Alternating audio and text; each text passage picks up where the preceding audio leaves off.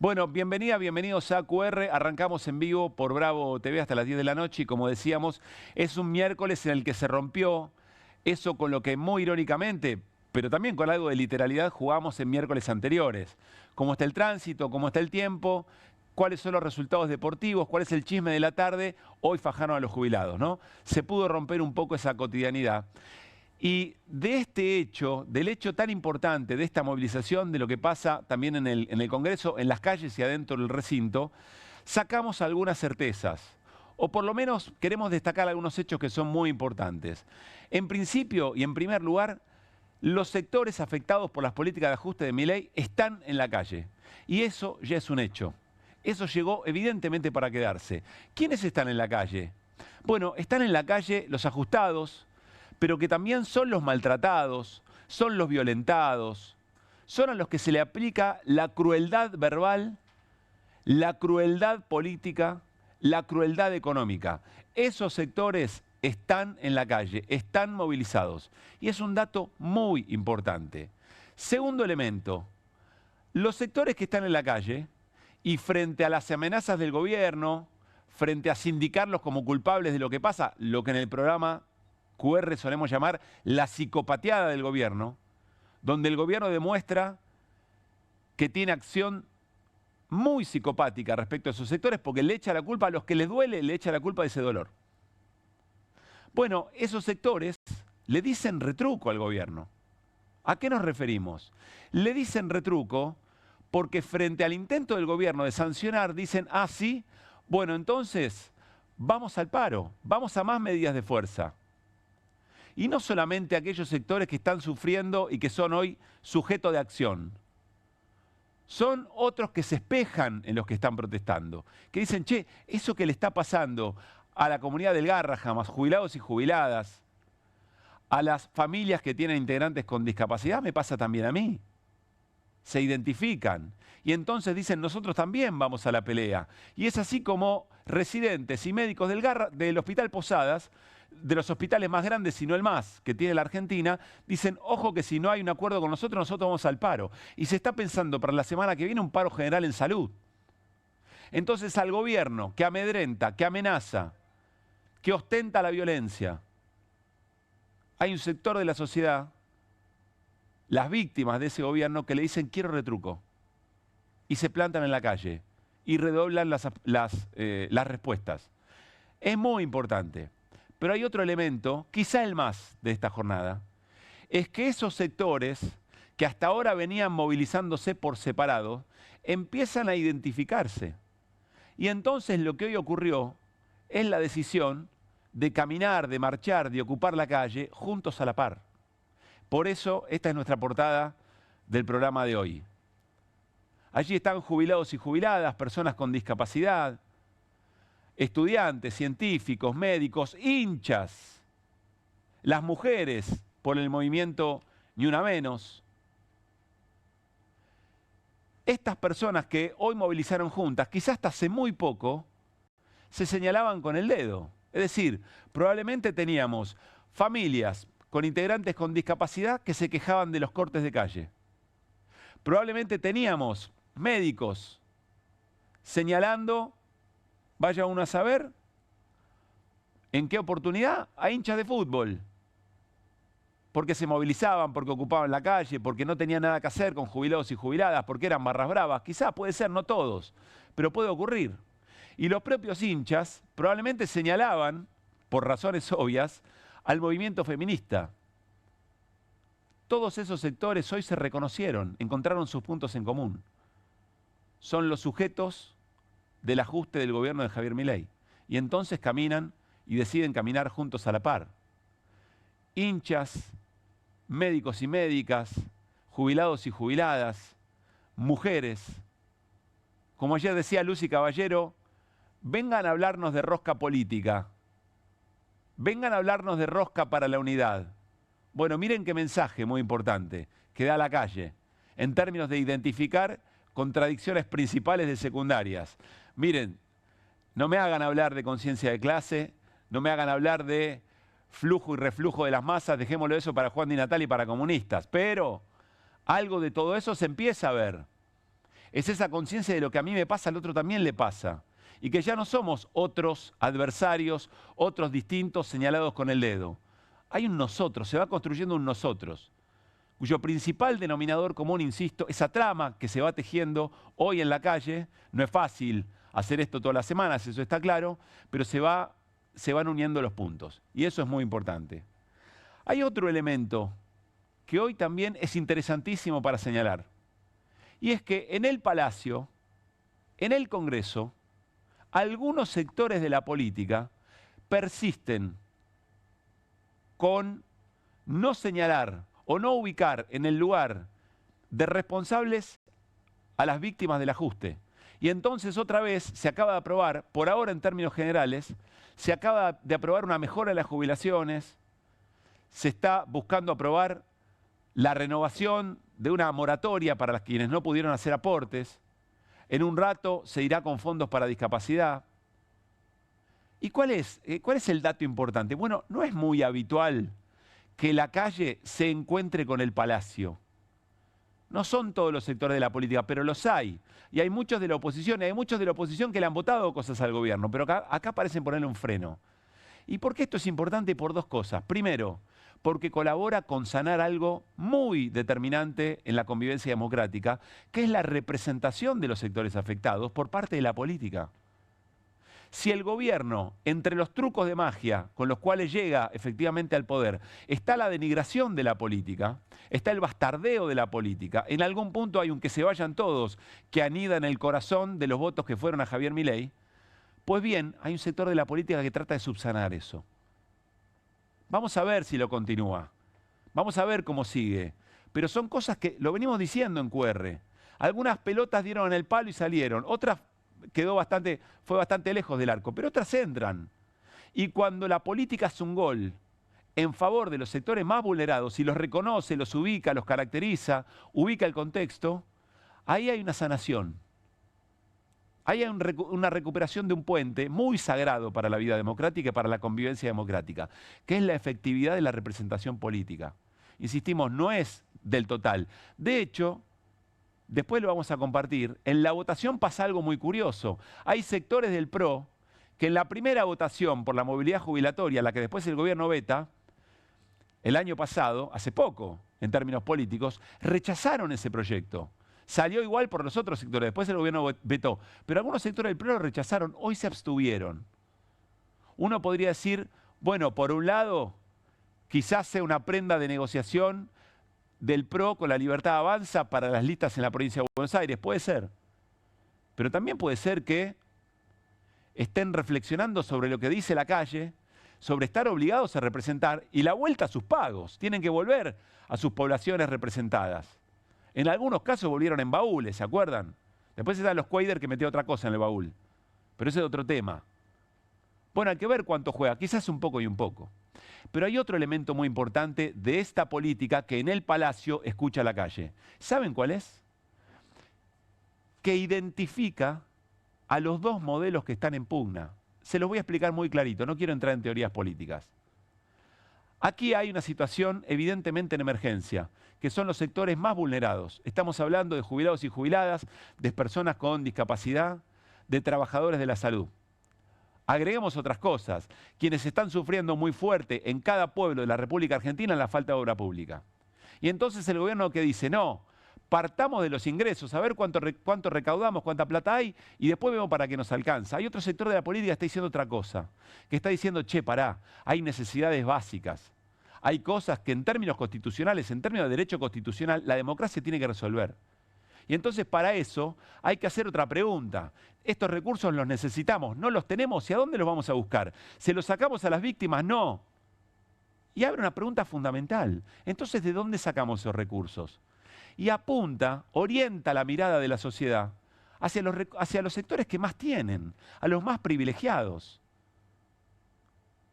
al poder económico, al poder detrás del telón. Y eso es muy importante en términos de la política, porque vuelve a la política a su esencia. La política es el arte de recaudar recursos, de generar recursos y cómo lo hace y cómo se los reparte. Ahora, para generar, puesta la vista en los ingresos necesarios para garantizar esos derechos, la pregunta inmediata es, che, ¿quién debería poner más? ¿Los jubilados y jubiladas? ¿Los médicos, los docentes? ¿Los sectores más vulnerados? ¿O tiene que poner quien más tiene? Y de eso se trata una vida en comunidad. Esa es la importancia de que el palacio, de que la política trate de recuperar esa relación con la calle. No es un camino recto, no todo va a ser hacia mejora, puede haber contradicciones, pero una vez que esta es la discusión, ya después es más difícil.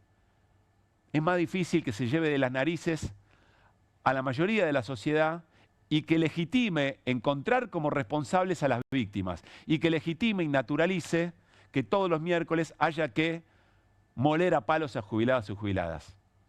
El gobierno estará tomando nota. Hubiera querido cerrar, quizá yo, con una frase un poco más contundente, pero quiero cederle el final a Miguel Ángel Pichetto, referente de una manera de ser de la política, sistémica, pero que frente a esto no puede negar, no puede renunciar a esa obligación de representar. Y que en el debate, hace algunos minutos, presten atención, decía esto.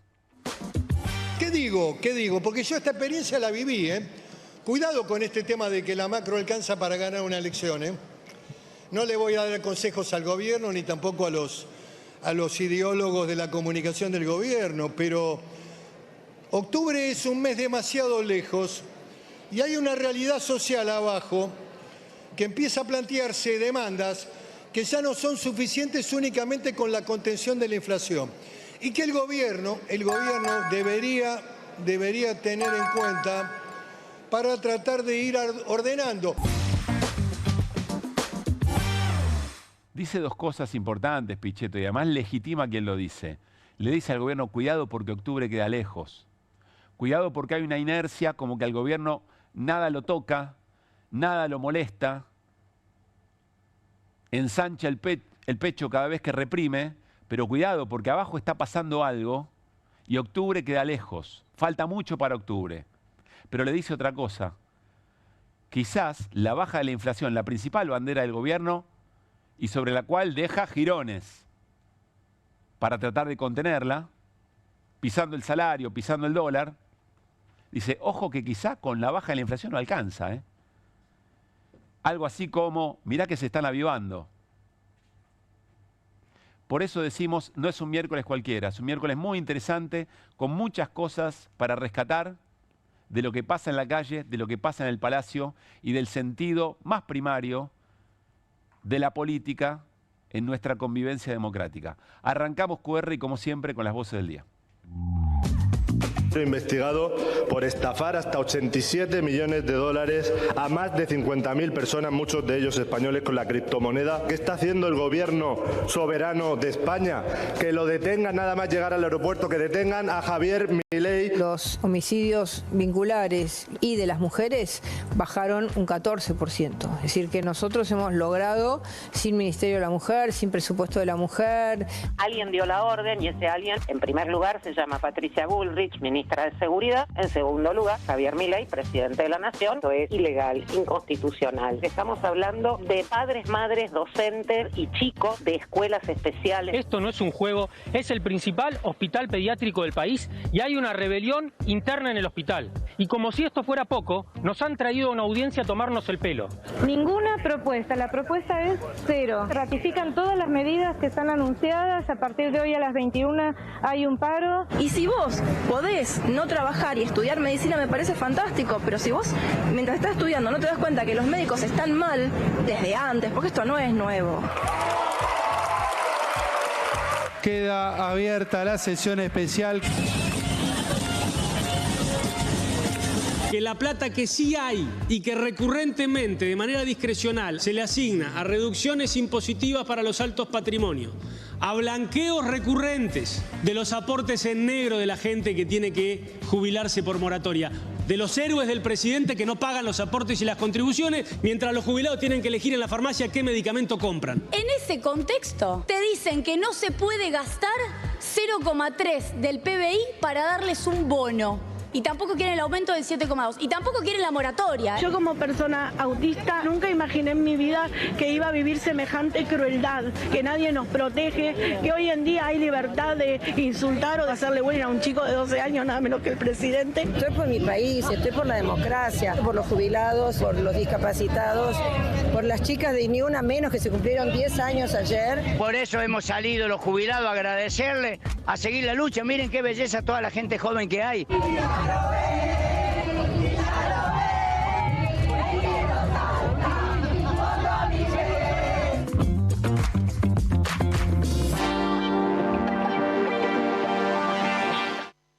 Bueno, muy buenas noches al equipo de QR. Hola Irina Hauser, hola Guido Bambini. ¿Cómo están? Buenas noches. Buenas noches. Sigue la actividad en el Congreso Nacional. Vamos y venimos, es una sesión que da para muy largo. Ahora están tratando algunas cuestiones de privilegio. Ya se votó la mejora. Ahí estamos tomando un tramo. Está hablando el diputado Francisco Monti de la Liga del Interior, de la provincia de Catamarca. Es uno de los radicales que de alguna manera acompaña, radical con peluca si ustedes quieren, pero vamos a ir y venir. Se aprobaron las mejoras jubilatorias, podemos entrar en detalle, vamos a hablar con Carlos Heller en un rato, que está allí en el recinto, se hará un rato para conversar con nosotros y pasarnos el limpio, pero hacemos hincapié, ¿no?, en eso que está ocurriendo allí, en las discusiones que faltan y sobre todo lo que ha pasado en la calle. ¿Estuviste, Irina, en la movilización? Sí, estuve. ¿Qué te pareció? Gente muy variada. O sea, esto que anunciamos ayer que iba a pasar, de una movilización variopinta con gente de distintos sectores, los jubilados tenían su lugar, y además mucha gente iba al encuentro de ellos. Lo que pasaba era eso, ¿no? Que era ir a saludarlos, ir a apoyarlos un rato, ir a cantar con ellos. Por supuesto, el movimiento Ni Una Menos también acaparó la atención en la plaza. Porque había muchas mujeres, pero la verdad es que había de todo, había científicos, había maestros, había médicos, había familias con personas con discapacidad, que también llamaban la atención de quienes iban a manifestarse, porque mucha gente se detenía a hablar con ellos. Fue algo muy pacífico. Que habían movilizado más temprano, pero que se quedaron después. Se quedaron, pero hubo como un recambio, ¿no? La gente iba y venía. Pasaba esto que se da en algunas movilizaciones. Ayer también un poco la pregunta era cómo se va a articular esta movilización con tantos sectores distintos. Y esto se veía en que fue algo... Era algo en movimiento, no era una... Primero que no era una movilización que iba de un lado a otro, era ir al Congreso, manifestarse en el Congreso. Sí hubo algunos discursos, pero era gente yendo y viniendo a apoyar, fundamentalmente. Y lo que fue notable es que, bueno, no estaban las fuerzas de seguridad a la vista. Había un vallado muy importante. El vallado alrededor de todo el Congreso, todo el Congreso absolutamente blindado. Bueno, se ven las imágenes que estamos mostrando. Sí. Imposible acercarse al Congreso, absolutamente blindado. Y las fuerzas de seguridad no estaban a la vista. Lo que te demuestra también que cuando va una masa de gente, variada, aparte gente de todas las edades, es una cobertura para los jubilados y las jubiladas. Sí, claro. Ese era muy notorio eso. El contrapunto, cuando la policía no interviene no hay conflicto. No, cero conflicto. Si venimos diciendo, y ayer también lo mostrábamos cuando mostramos las imágenes de la prefectura disparando, ¿a quién le disparás? Si nadie te está agrediendo, ¿no? Claro. Eso hoy se vio con toda claridad y tenía algo, viste, que se da en las movilizaciones, que hay un reclamo doloroso, pero a la vez hay un espíritu fuerte y enérgico, con una mezcla con un dejo de la alegría de poder manifestarse, ¿no? Guido, ¿qué viste? Primeras impresiones. Vamos a ir compartiendo mucho material de adentro del Congreso y fuera del Congreso, algunos testimonios muy importantes, muy relevantes. Guido. Sí, esperanza me transmite un poco esta movilización, ¿no? Había diferentes adjetivos que usaba Iri y a mí lo que me levanta es esperanza, que digo, cuando los diferentes colectivos que están siendo ajustados por este gobierno, vos bien los mencionabas, digo, los médicos del Garraham, el sector de ciencia y tecnología, los jubilados, se unen en una misma plaza, bueno, efectivamente no vemos a las fuerzas de seguridad animadas a avanzar sobre estos diferentes colectivos y creo que cuando somos más y nos unimos hay esperanza. Vamos a ir repasando algunos testimonios. Vamos a escuchar una jubilada que en un momento de la marcha decía esto. Yo vengo todos los miércoles y a veces somos 30, 50 jubilados. Y vas a otro lado y son otros 100, y vas a otro lado y son 200.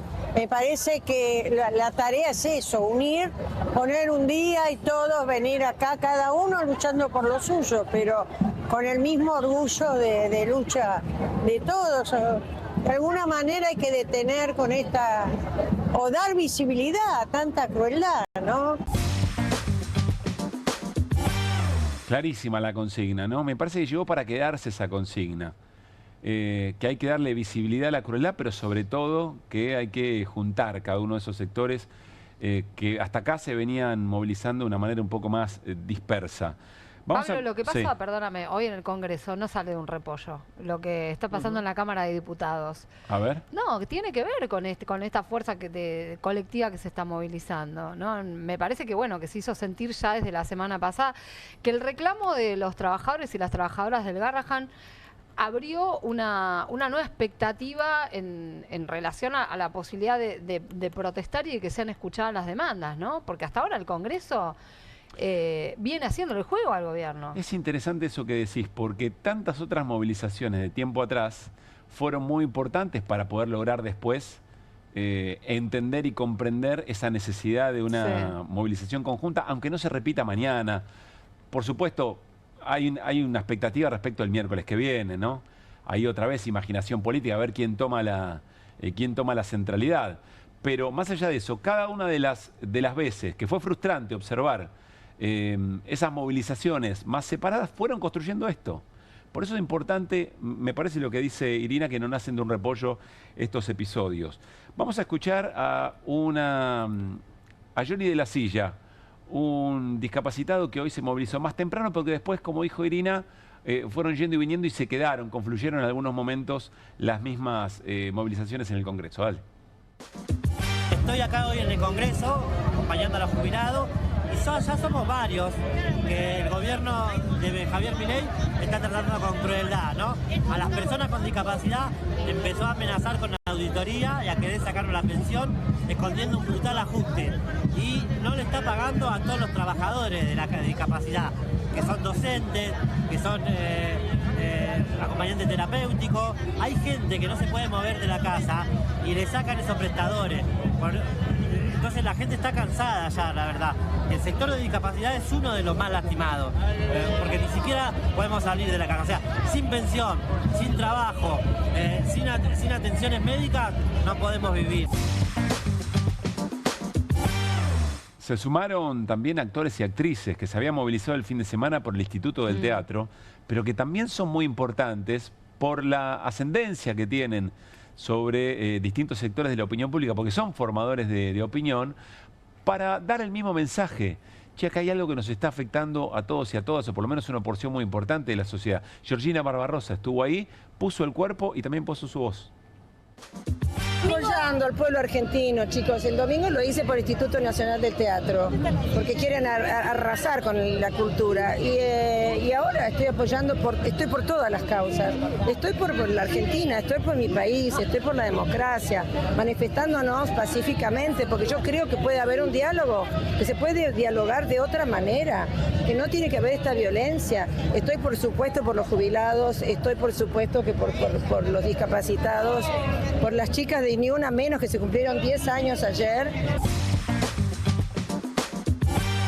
Yo me imagino, Irina, Guido, que cuando un jubilado o una jubilada, un médico del Garrahan, familias con integrantes con discapacidad, la ven a Georgina Barbarossa y deben sentir, che, acá, me confirma, estas personalidades en las que confío, que ¿no? Sí. Me confirman que es acá, me acompañan, me apoyan. Y me gustó algo que dijo Georgina, de que estoy acá por la Argentina, ¿no? Digo, vincular a los jubilados, a las personas con discapacidad con la Argentina y sacarlo del terreno de la discusión política de la cual nos quiere llevar el gobierno, en el sentido de decir, bueno, tuiteaba recién Milei, voy a vetar cualquier cosa que ponga en riesgo el déficit, el superávit fiscal. Bueno, esto es por la Argentina, es por los viejos que hicieron grande este país y que cuando fueron trabajadores activos permitieron que la Argentina crezca. Me pareció muy lindo eso, por la Argentina. Es interesante eso, porque, a ver, Georgina Barbarosa no está afiliada a la Cámpora, hasta donde entiendo, digamos, ¿no? No. Por No ahora. está. No, Por ahora no. pero es interesante porque hay voces, lo que hablamos siempre, y creo que lo decía Jorge Fontevique aquí también, les importa, les pega aquellas voces que pueden contactar con otros sectores y que eventualmente frente a lo más importante es el superávit fiscal, hay una voz, por alguna razón legitimada, por alguna razón autorizada, que dice, mira, con ese cantito otro pago, ¿no? A otro lugar, acá no. Sí, Darín, Adrián Suárez, cuando aparecieron esas voces. Así es. Son los que más le duele, me parece, al gobierno. Sí, el tema, o sea, lo que les duele de esas voces es que marquen cuál es la realidad de la Argentina hoy, ¿no? Es que no alcanza la guita, que la gente tiene hambre, que no hay, o sea, que se queda sin laburo. Digamos, detrás del chiste de las empanadas y toda la cuestión que se armó con eso. El punto era ese, ¿no? Y no era la empanada. No era la empanada. Y me parece que con la presencia de Georgina Barbarosa trae algo de esto también, ¿no? Y por supuesto que para quienes se están manifestando y que hoy, a diferencia de otros días, no fueron cagados a palos, sí. Probablemente sea algo que anime a seguir, ¿no? Esas situaciones en las que aparece la sensación de que lo mismo que está pasando en el Congreso, ¿no? Que luchar sirve para algo. Y el gobierno se ve obligado a dar alguna respuesta. Eso es interesante también. Se ve obligado a salir a tratar de darle un contexto, a inventar un relato, una narrativa. De la diputada Santillán y de lo que dijo Lilia Lemoine sobre el Garrahan. 11:30 de la noche. Más o menos, poco relevante. Pero sí es interesante lo que dijo Patricia Bullrich, la ministra de Seguridad, una de las protagonistas de los miércoles, por la decisión que toma de ese operativo represivo tan fuerte contra jubilados y jubiladas. A ver qué decía. Hoy también está todo muy mezclado con una organización política que hay detrás de cada uno de los miércoles, ¿no? ¿Hay una organización política detrás de la marcha de los miércoles? Recién estaba viendo que hay un informe de los grupos más violentos que se reúnen todos los miércoles. Nosotros tenemos unas imágenes terribles de cómo le pegan a las fuerzas de seguridad. Y ahora estaba recién mirando una publicación que ellos mismos hacen, donde dicen que van a ir como con un alambre a la altura de las piernas para avanzar y hacer caer a las fuerzas de seguridad. Ajá. Entonces los miércoles está claro que hay un grupo muy violento que le pega a la policía, que va y le pone la cara a los gases, que abolla los escudos con el cuerpo de jubilados y jubiladas, que intercepta a las balas de goma con los ojos. Y sobre todo que hay una organización política. Bienvenida, Patricia Bullrich, a la vida de la política argentina, cuya esencia es movilizarse por alguna causa. ¿O usted no está haciendo exactamente eso y está dispuesta a todo lo que está dispuesta durante su gran recorrido, ecléctico recorrido de la política, a movilizarse por ciertas causas? Bueno, a ver, el gobierno puede ganar la elección. El gobierno puede tirar todavía un rato más con este tipo de narrativas. Lo que estamos advirtiendo, lo que Pichetto advertía en lo que compartíamos recién, es que no está el auto impecable, 0 kilómetros, está rayado el auto. Y cuando digo auto me refiero a esa cantidad de herramientas que tiene el gobierno para tratar de desmerecer este tipo de movilizaciones. Con Guido Bambini, porque hay que ponerle contenido a estas expresiones también, vamos a repasar una y otra vez, las que haga falta, los contenidos, los fundamentos de las protestas de cada sector. Guido, ¿por dónde arrancamos? Tenemos para ver números en términos de lo que han sufrido las personas con discapacidad. Esto es, digo, lo repetimos permanentemente, pero una caída de casi el 20% en el presupuesto del año pasado en la Agencia Nacional de Discapacidad. Las personas que están haciendo hoy alguna actividad en un taller protegido, en una carpintería, en una herrería, están cobrando el mismo monto desde febrero de 2023. Está congelado en 28.000 pesos. Esto es por todo el mes. O sea, gente que va 4 horas por día, los 5 días de la semana, no puede costear ni siquiera el colectivo con este estipendio de 28.000 pesos por mes. 3.000 pesos por hora le están pagando a los acompañantes terapéuticos. Esto genera una rotación permanente. Es un trabajo muy feminizado también. Imagínense, ¿no? 3.000 pesos por hora y con pagos diferidos de hasta 180 días. 6 meses de retraso en los pagos. Que cumplen, sobre todo en jóvenes, niños y niñas, cumplen una función muy importante en términos vinculares, además, absolutamente, ¿no? De confianza. En secundarias, en primarias. Y también los transportistas, otra persona clave en la vida de las personas con discapacidad, que son las personas que tienen que llevar diariamente o varias veces por la semana a hacer sus tratamientos a las personas con alguna discapacidad. Le están pagando menos de lo que vale, menos de la mitad de un litro de nafta por kilómetro, un monto absolutamente... 500 por kilómetro, ahora 500 claro, pesos por kilómetro. Muy desactualizado con respecto a lo que cobraban en el 2023. Bien. Vamos a los jubilados, ¿no? Estábamos diciendo que se aprobó este 7,2% de recuperación del haber. Bueno, el poder de compra de las jubilaciones mínima con bono se ha desplomado un 16% prácticamente.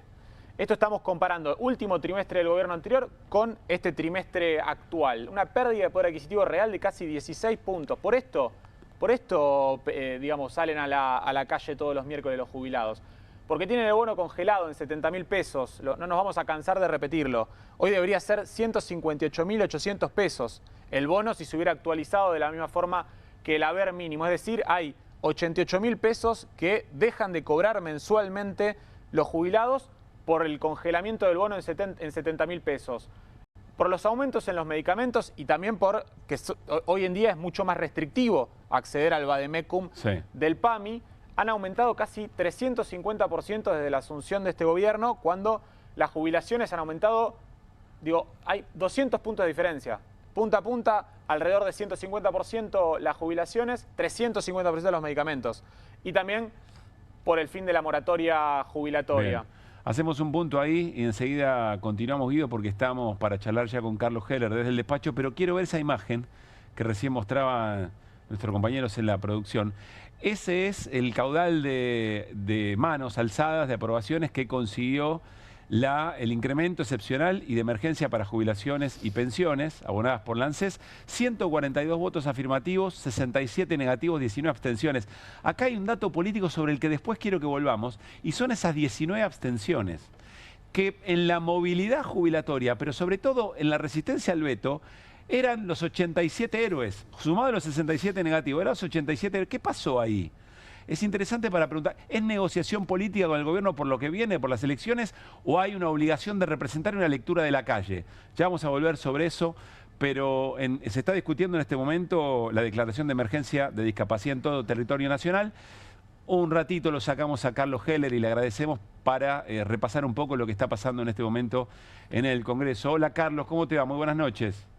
Bien, ¿qué tal, Pablo? Buenas noches. Acá estamos, sí, efectivamente, me escapé un poquito del recinto, estoy en mi despacho, para hablar con ustedes. Bueno, se aprobó media sanción para esa emergencia previsional. ¿Sabes, Carlos, que nos conocemos, compartimos el programa, pero más allá de todo eso, o sacando todo eso, me gustó mucho cómo arrancaste la exposición en el recinto? Yo siempre recomiendo que a quien tiene tiempo y puede, es muy tedioso, es mucho tiempo, hay que hacer cosas en la vida, pero es interesante seguir estos debates, porque durante toda la jornada la oposición dijo, che, esto es un parche, no resuelve nada, y vos retomaste de ahí y lo convertiste en positivo, dijiste, sí, es un parche. ¿Y qué más? ¿Cómo argumentaste eso? Me vas a hacer hablar de vuelta todo lo que dije, mira, estoy... No, la idea... No, pero a ver, vayamos por orden. El primer éxito fue el quórum, porque si no ya pasamos de largo. Acordate que hace 15 días quisimos hacer esta misma sesión y se cayó porque no llegamos al número, y hoy llegamos bien al número, porque cuando el presidente dice había 131, pero había más de 131, porque estaban entrando, y cuando pasaron los 129, él empieza la sesión. Entonces, primera cuestión, se logró el quórum.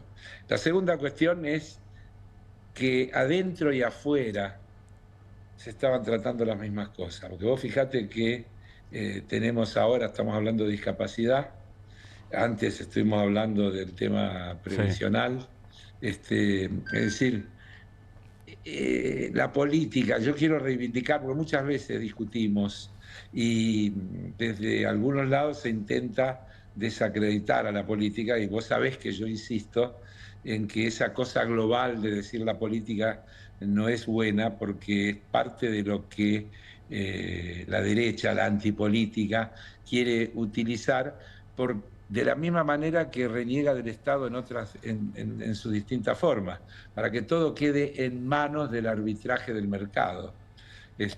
Bueno, creo que hoy hay una reivindicación importante de la política y de la construcción de acuerdos, porque todos cedimos algo. Vos fíjate que parece una cosa mínima.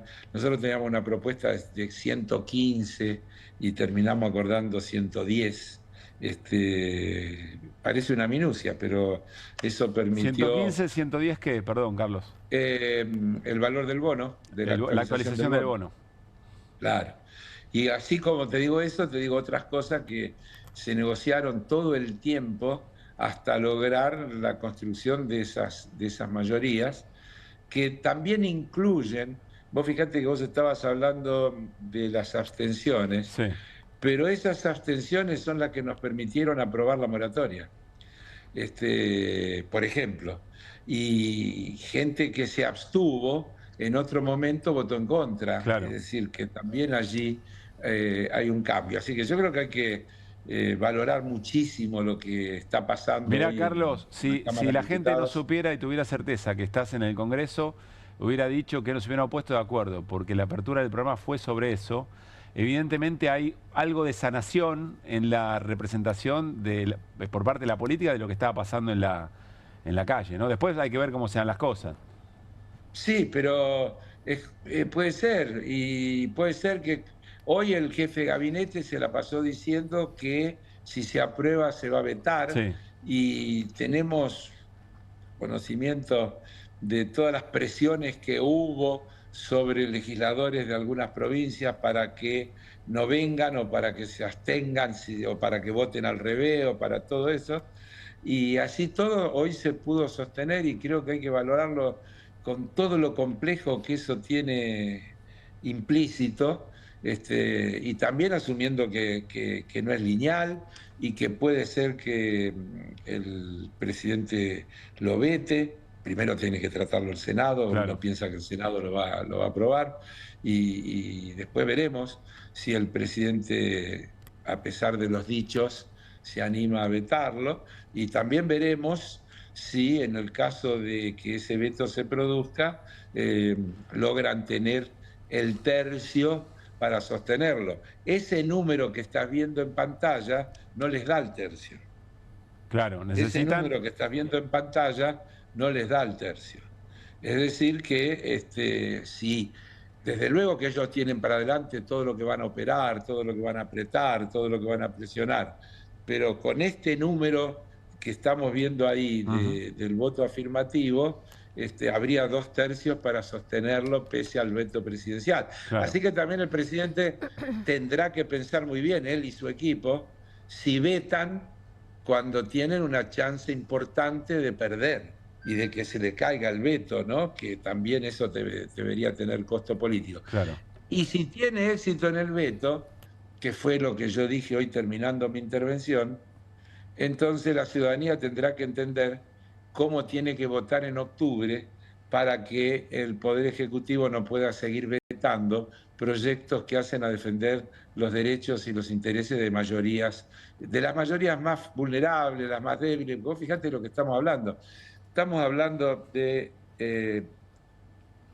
jubilados de la mínima, estamos hablando de personas con edad jubilatoria que no tienen la totalidad de los aportes, estamos hablando de personas con discapacidad.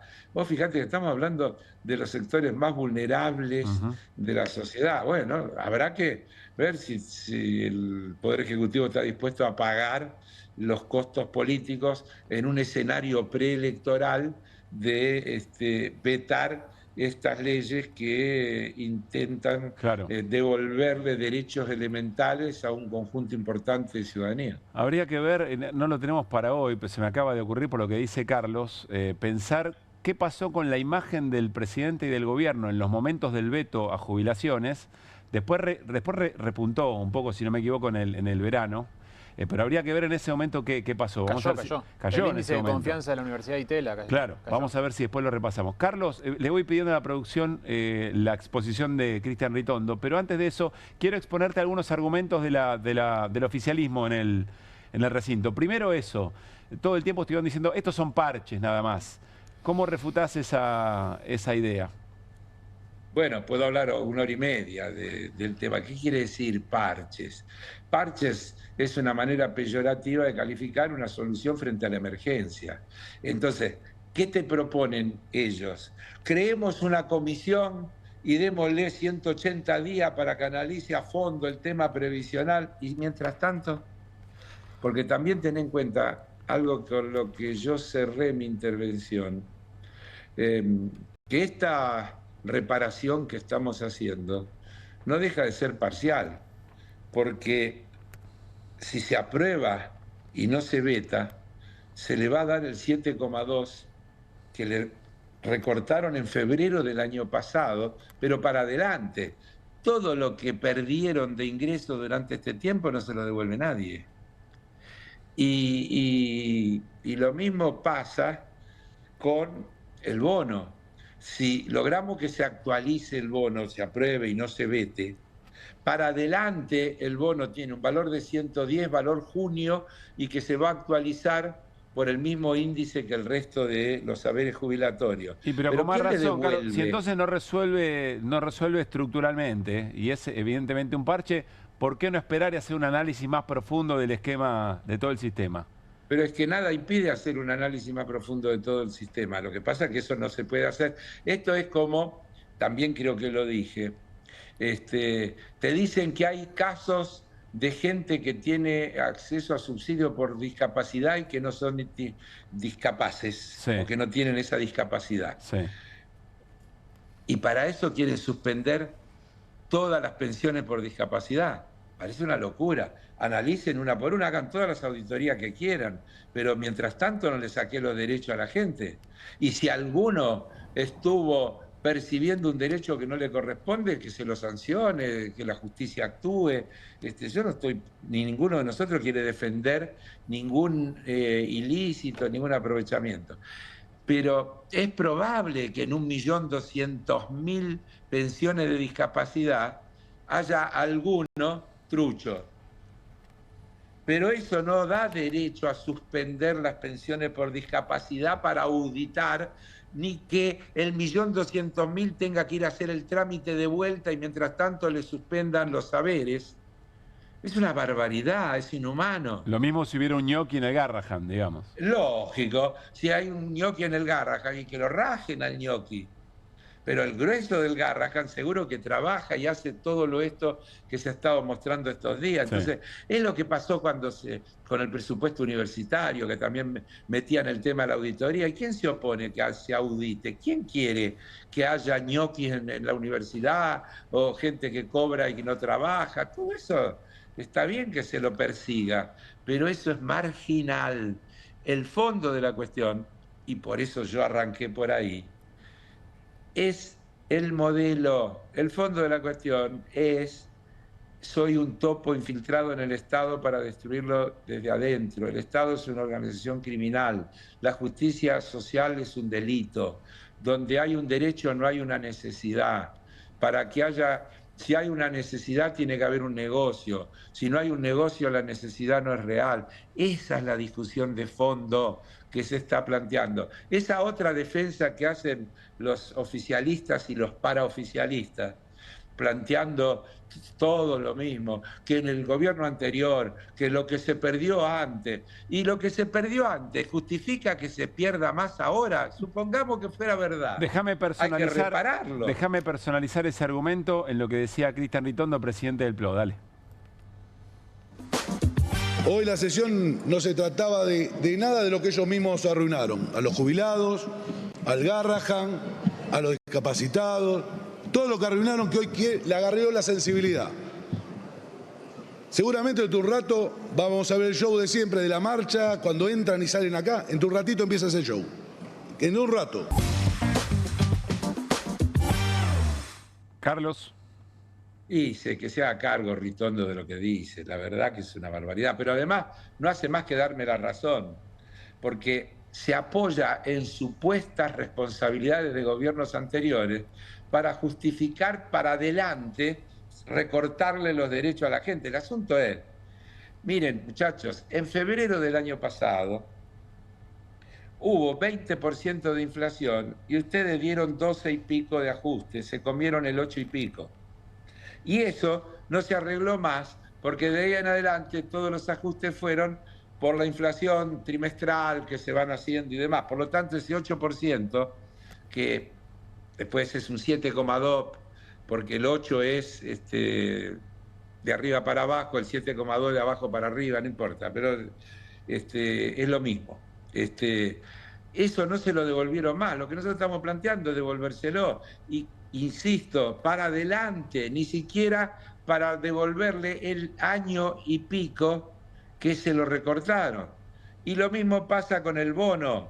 El bono de 70.000 pesos para los jubilados de la mínima está congelado hace 1 año y 3 meses en 70.000 pesos. Y si se actualiza para adelante, todo lo que perdieron de percibir estos meses no se lo devuelve nadie. Entonces, ¿qué tiene que ver con lo que dice Ritondo? ¿Qué tiene que ver con las responsabilidades que puedan haber? Esa cosa de siempre querer decir, ustedes hicieron lo mismo, lo que ustedes hicieron fue peor. Estamos hablando de la gente. A ellos les gusta siempre tanto hablar de la gente. Estamos hablando de la gente. Hay 5 millones y pico de jubilados. Más de la mitad, más de 3 millones cobran la mínima. Hay cerca de 300.000 personas que tienen edad de jubilación y no tienen los aportes, y si no se aprueba la renovación de la llamada moratoria, se quedan sin jubilación. Esa es la realidad. Después, discutamos todo lo que querramos. El tema de fondo, yo también lo dije, porque hemos escuchado hoy hablar de la corresponsabilidad de los trabajadores y sus empleadores en la falta de aportes. ¿Qué va moratoria?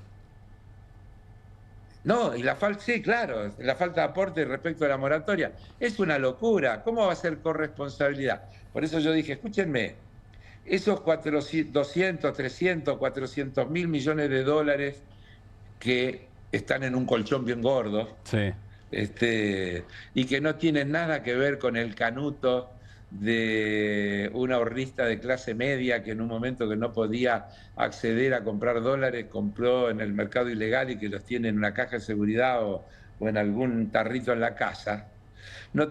Eso no tienen nada que ver con esos 300, 400 mil millones de dólares que se fugaron, que corresponden a actividades en las que se generó ganancia, porque también dije hoy, ninguno de esos creo que tenga impresora de dólares, es decir, claro, que la ganaron, claro, y no tributaron como mínimo. Sí, no es el laburante que no hizo los aportes porque no quiso, es esa guita que se salió del sistema. Entonces, una de las formas de terminar con el problema y de mejorar los recursos previsionales, efectivamente, es atacar la informalidad. Pero para atacar la informalidad hay que atacar el contrabando, la evasión impositiva, todos los grandes delitos, y no decir que son héroes los que logran zafar de los controles. Al revés, hay que mejorar y profundizar esos controles para evitar y terminar o achicar al mínimo posible todos los fenómenos de evasión, con lo cual los ingresos impositivos y previsionales van a aumentar. Y otra cosa, sí, no hay sistema previsional autosatisfactivo acá ni en ningún lado. ¿Qué quiere decir eso? Y quiere decir que creció la expectativa de vida de la gente en relación a cuando fueron pensados los sistemas previsionales. Los sistemas previsionales fueron pensados para que una persona de 65 años se jubile y viva 10. Y que haya 4 activos para cada jubilado. Sí. Ahora resulta que, por suerte, la expectativa de vida es mucho más larga. es decir, que son mucho más que 10 años los que hay que cubrir de servicio jubilatorio, y en vez de haber 4 por cada uno, por la informalidad y por la destrucción de puestos de trabajo que trae la tecnología y por todos los problemas que tenemos por delante, resulta que hay 1,8. ¿Y entonces qué hay que hacer? Entonces tendríamos que estar discutiendo la reducción de la jornada de trabajo para aumentar la cantidad de puestos de trabajo, para repartir el trabajo remanente en este ambiente de incorporación tecnológica, para que haya más gente que tenga trabajo registrado, que tenga aporte registrado y que crezcan los ingresos previsionales. Lo interesante del planteo, Carlos, es que nos lleva a la discusión de modelos, que en definitiva es lo que a veces se pierde. Siempre termina ahí. Yo no sé si el vocero presidencial está viendo QR y te está escuchando, pero a nuestro graph cita la frase de Carlos: veremos si Milei se anima a vetarlo. Responde el vocero presidencial con este posteo hace minutos en redes.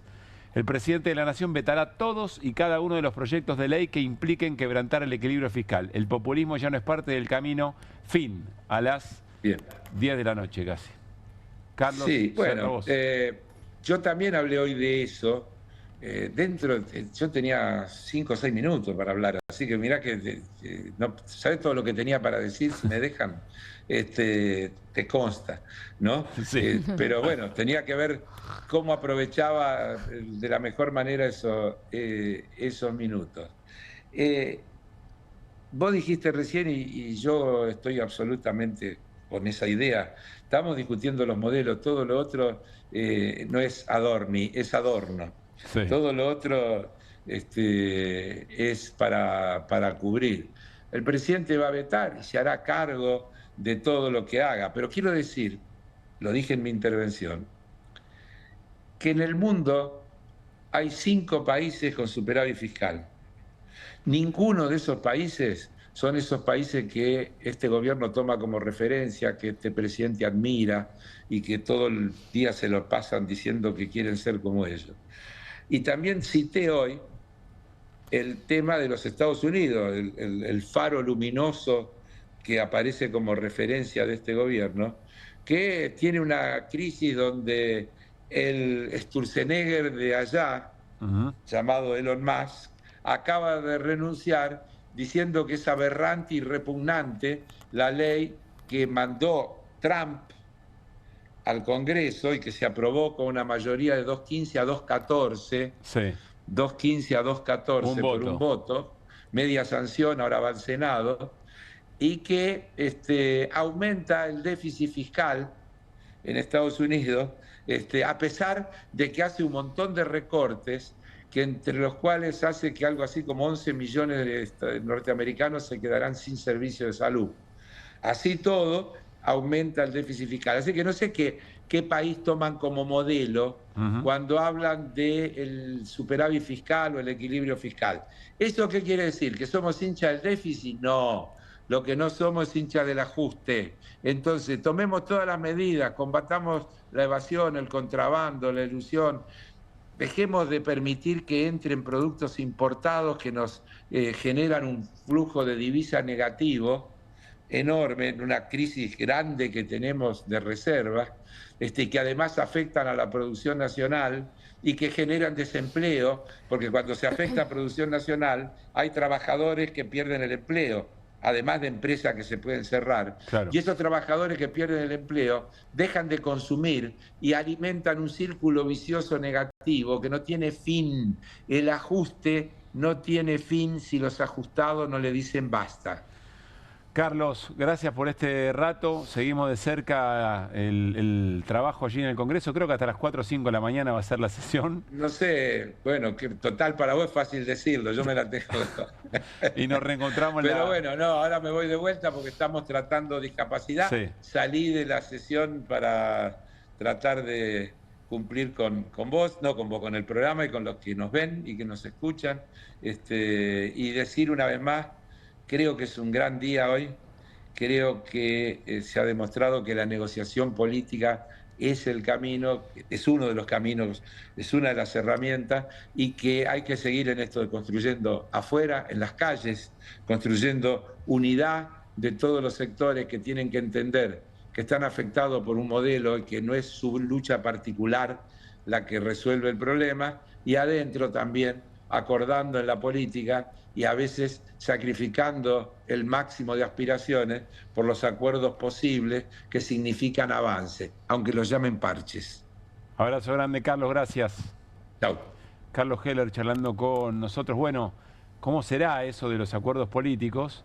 Que en algo que planteó Carlos recién, el tema de los evasores y hacerle pagar ese costo efectivamente a jubilados y jubiladas, coincide con Nicolás Massot, que hasta hace 2 minutos era parte de ese espacio político muy importante que era Juntos por el Cambio. Y estaban en veredas enfrentadas y probablemente estén en términos ideológicos, pero para esto allí parece haber triunfado la política. Escuchen.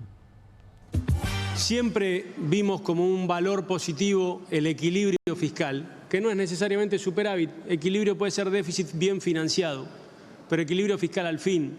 ¿De dónde creen que faltan los aportes de los jubilados que tienen que adherir a la moratoria? De los héroes del presidente que no pagan los aportes y las contribuciones y que ahora parece que van a poder acceder de manera gratuita a consagrar esa evasión y ese heroísmo, mientras los jubilados tienen que elegir en la farmacia qué medicamento compran. Eso es cinismo. Entonces, dejemos de decir que no hay plata. Hubo plata para bajar esos impuestos, hubo plata para comprar aviones de guerra, hubo plata para financiar recurrentemente, cada 2 meses hay un decretazo nuevo para los fondos reservados de la CIDE. Bien, Nicolás Massot, muy claro, digamos. Sí, ¿no? 254% aumentaron los gastos reservados de la CIDE en este año, en 5 meses, ¿no? Digo, hay plata. Plata hay, claro. Sí, hay plata, lo repetimos siempre. El superávit primario al cual quiere ir el gobierno de 1,6% del PBI es mayor a lo que le pide el Fondo Monetario Internacional. O sea, está metiendo, digo, más ajuste. Podría haber plata, pero el gobierno dice no, quiero más ajuste, más de lo que me pide el fondo. Ahí hay algo interesante, mencionaste el Fondo Monetario. El Fondo Monetario debe estar viendo la escena. Y debe estar viendo lo que dice Heller. Dice, che, pará, en el Congreso hay un triunfo sobre el gobierno, un sector de la política que acompaña lo que dice la calle.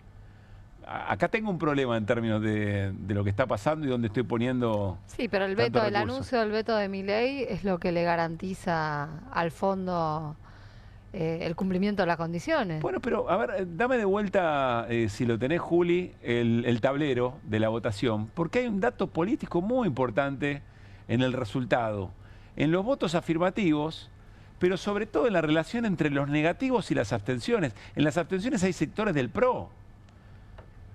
Y también algunos radicales, está Martín Tetaz, por ejemplo, ahí está Silvia Los Penato, también ahí, por ejemplo, María Eugenia Vidal, están en esas 19 abstenciones, que si vos lo sumás, 19 más 67, son 86 votos negativos, que eventualmente serían los importantes. ¿Se acuerdan el número mágico para sostener el veto? 87. Los 87 héroes que se fueron como un asado de olivos. Pero acá hay un dato político importante que también lo puede estar mirando el fondo. Dice, che, pará. Más allá de lo que ocurra, y si el gobierno va después a vetar, se compromete con nosotros a vetar, pero no sé si tiene el número. Es lo que decíamos en la apertura. Capaz que están negociando. Es el PRO negociando sus lugares en las listas para las elecciones que vienen. Puede ser. Pero bueno, también puede ser que hay una escucha de lo que está pasando en la calle. Sí, yo entiendo lo que decía Heller de la relevancia de las abstenciones para el resultado general de la votación, pero es evidente que detrás de eso hay una especulación. Con el escenario electoral todavía abierto, ¿no? Si no, vas y votás positivamente. ¿Y cuándo va a ser cuándo va a ser? Ya hay media sanción de diputados. Por los números, por cómo están, uno descarta que haya media sanción en el Senado. Bueno, y después ya debería venir el veto. Vuelvo a Pichetto, está lejos octubre, ¿eh? Sí. Y la política tiene dinámicas que a veces son difíciles de racionalizar hacia adelante. Parados en la esquina en la que estás ahora. Se abre un panorama muy interesante y que va más allá incluso hasta del país que piensa el PRO, que ya lo ha dicho Macri muchas veces, que no es distinto al de Javier Milei. Le molestan los modos, dice Macri, ¿no? Le molestan los modos, más o menos, o hasta dónde. Pero todo eso está vivo en la política y por eso es tan importante lo que la gente o que los sectores afectados digan, la resistencia a los ajustados. Bueno, vamos a ver cómo sigue. Completamos un poco los fundamentos, Guido, de los sectores que hoy se movilizaron. Nos quedaron pendientes algunas placas, a ver. Sí, quedó lo del Garraham, lo repetimos, sí. ¿No? Un 35% de pérdida de poder adquisitivo. Y digo, me vuelve a la cabeza de nuevo lo que escuchábamos de Ritondo.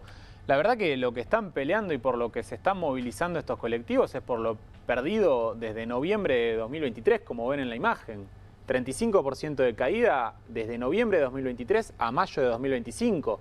Fíjense que antes, con subidas y bajadas, pero no veíamos una pérdida de poder adquisitivo en términos reales de la profundidad que estamos viendo ahora. Un residente o un médico del Garrahan, un profesional del Garrahan, agarra esta placa y no dice más nada, se para en la puerta del ministerio y dice, mirá, no tendría que decir más nada. Ahora voy a la reunión y acá pongo esto arriba de la mesa y se acabó la discusión. Y así todo tiene que escuchar a diputadas que dicen que con 360.000 pesos se puede vivir, ¿no?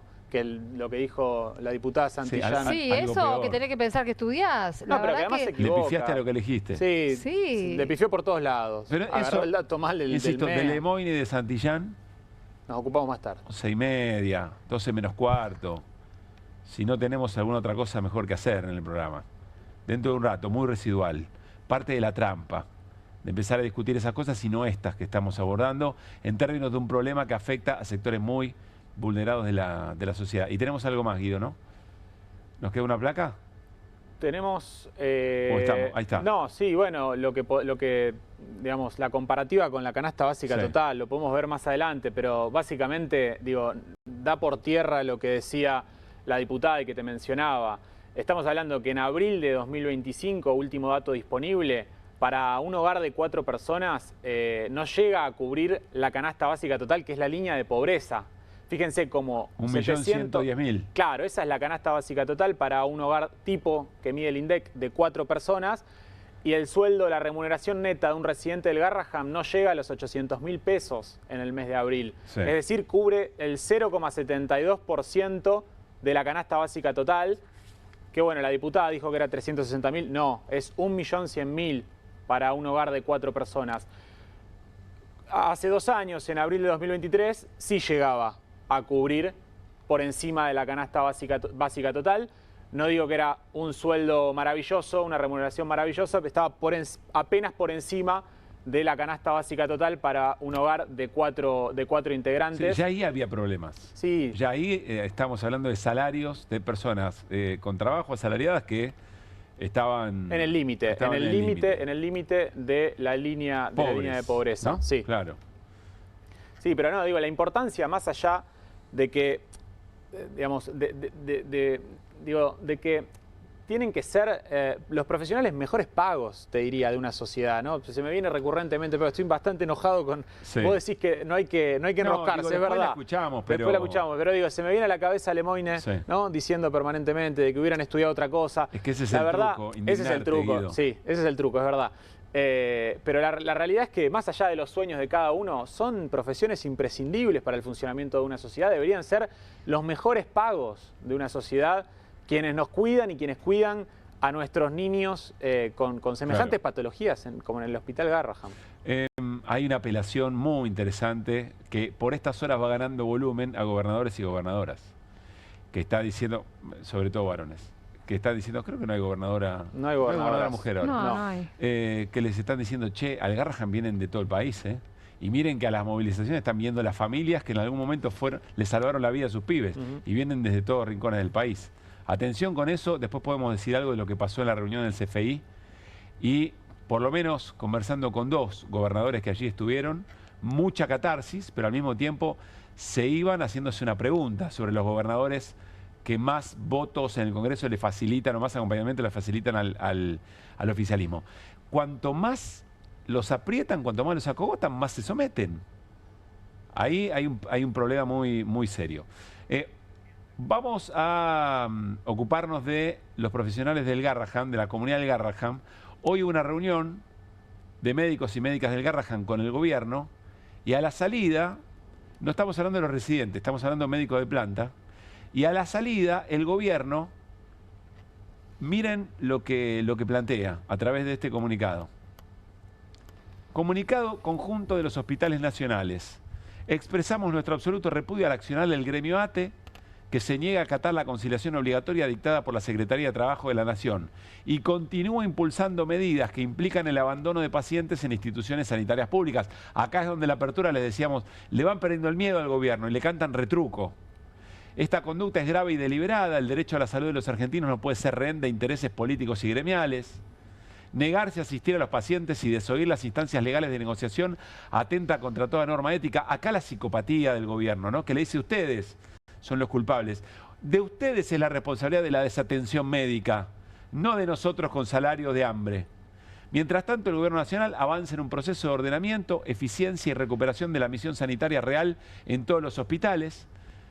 Cada peso recuperado del despilfarro y de los privilegios se destina al personal de salud. Y miren lo que dice más abajo. Es muy importante lo que viene a continuación.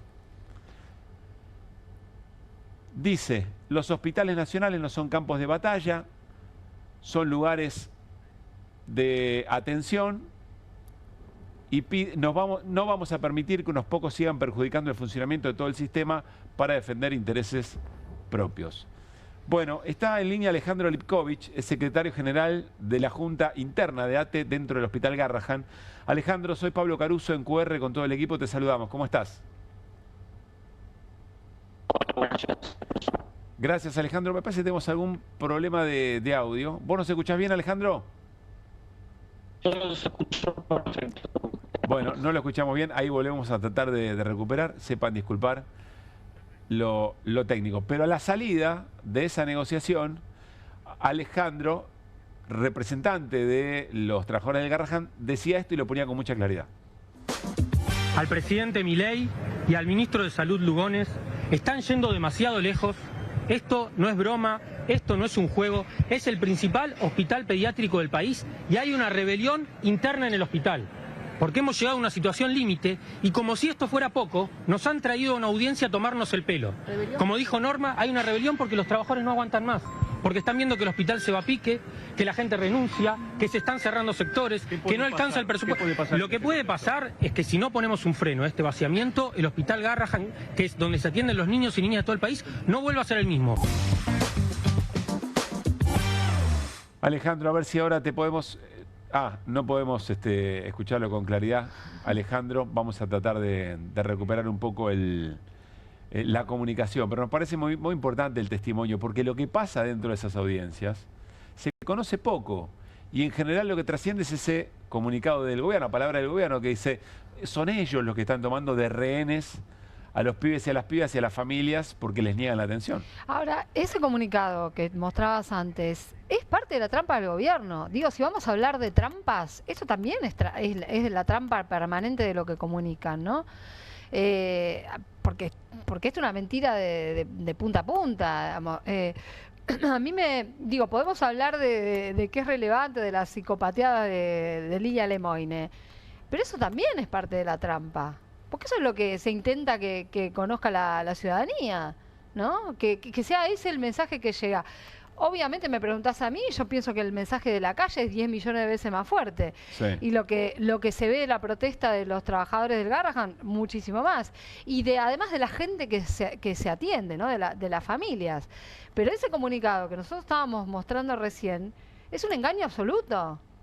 Es parte de estas maniobras comunicacionales que hacen ellos con todo cálculo, ¿no? Sí, con cálculo y hay que decir, en algunos casos con suma eficacia, digamos, ¿no? Hay que ver cómo vive eso, como vos decías, cómo transcurre en la sociedad, sobre todo en otros sectores que no son los afectados. Por eso la importancia de la movilización conjunta de hoy. Yo la eficacia la pongo en duda. Yo creo que alimentás el discurso o le da herramientas a un sector que quiere escuchar eso o que quiere leer eso. Sí. De la misma manera que te puedo decir que lo que dice Lilia Lemoine seguramente lo consume un sector de gente que dice, yo quería escuchar esto, quería decir esto.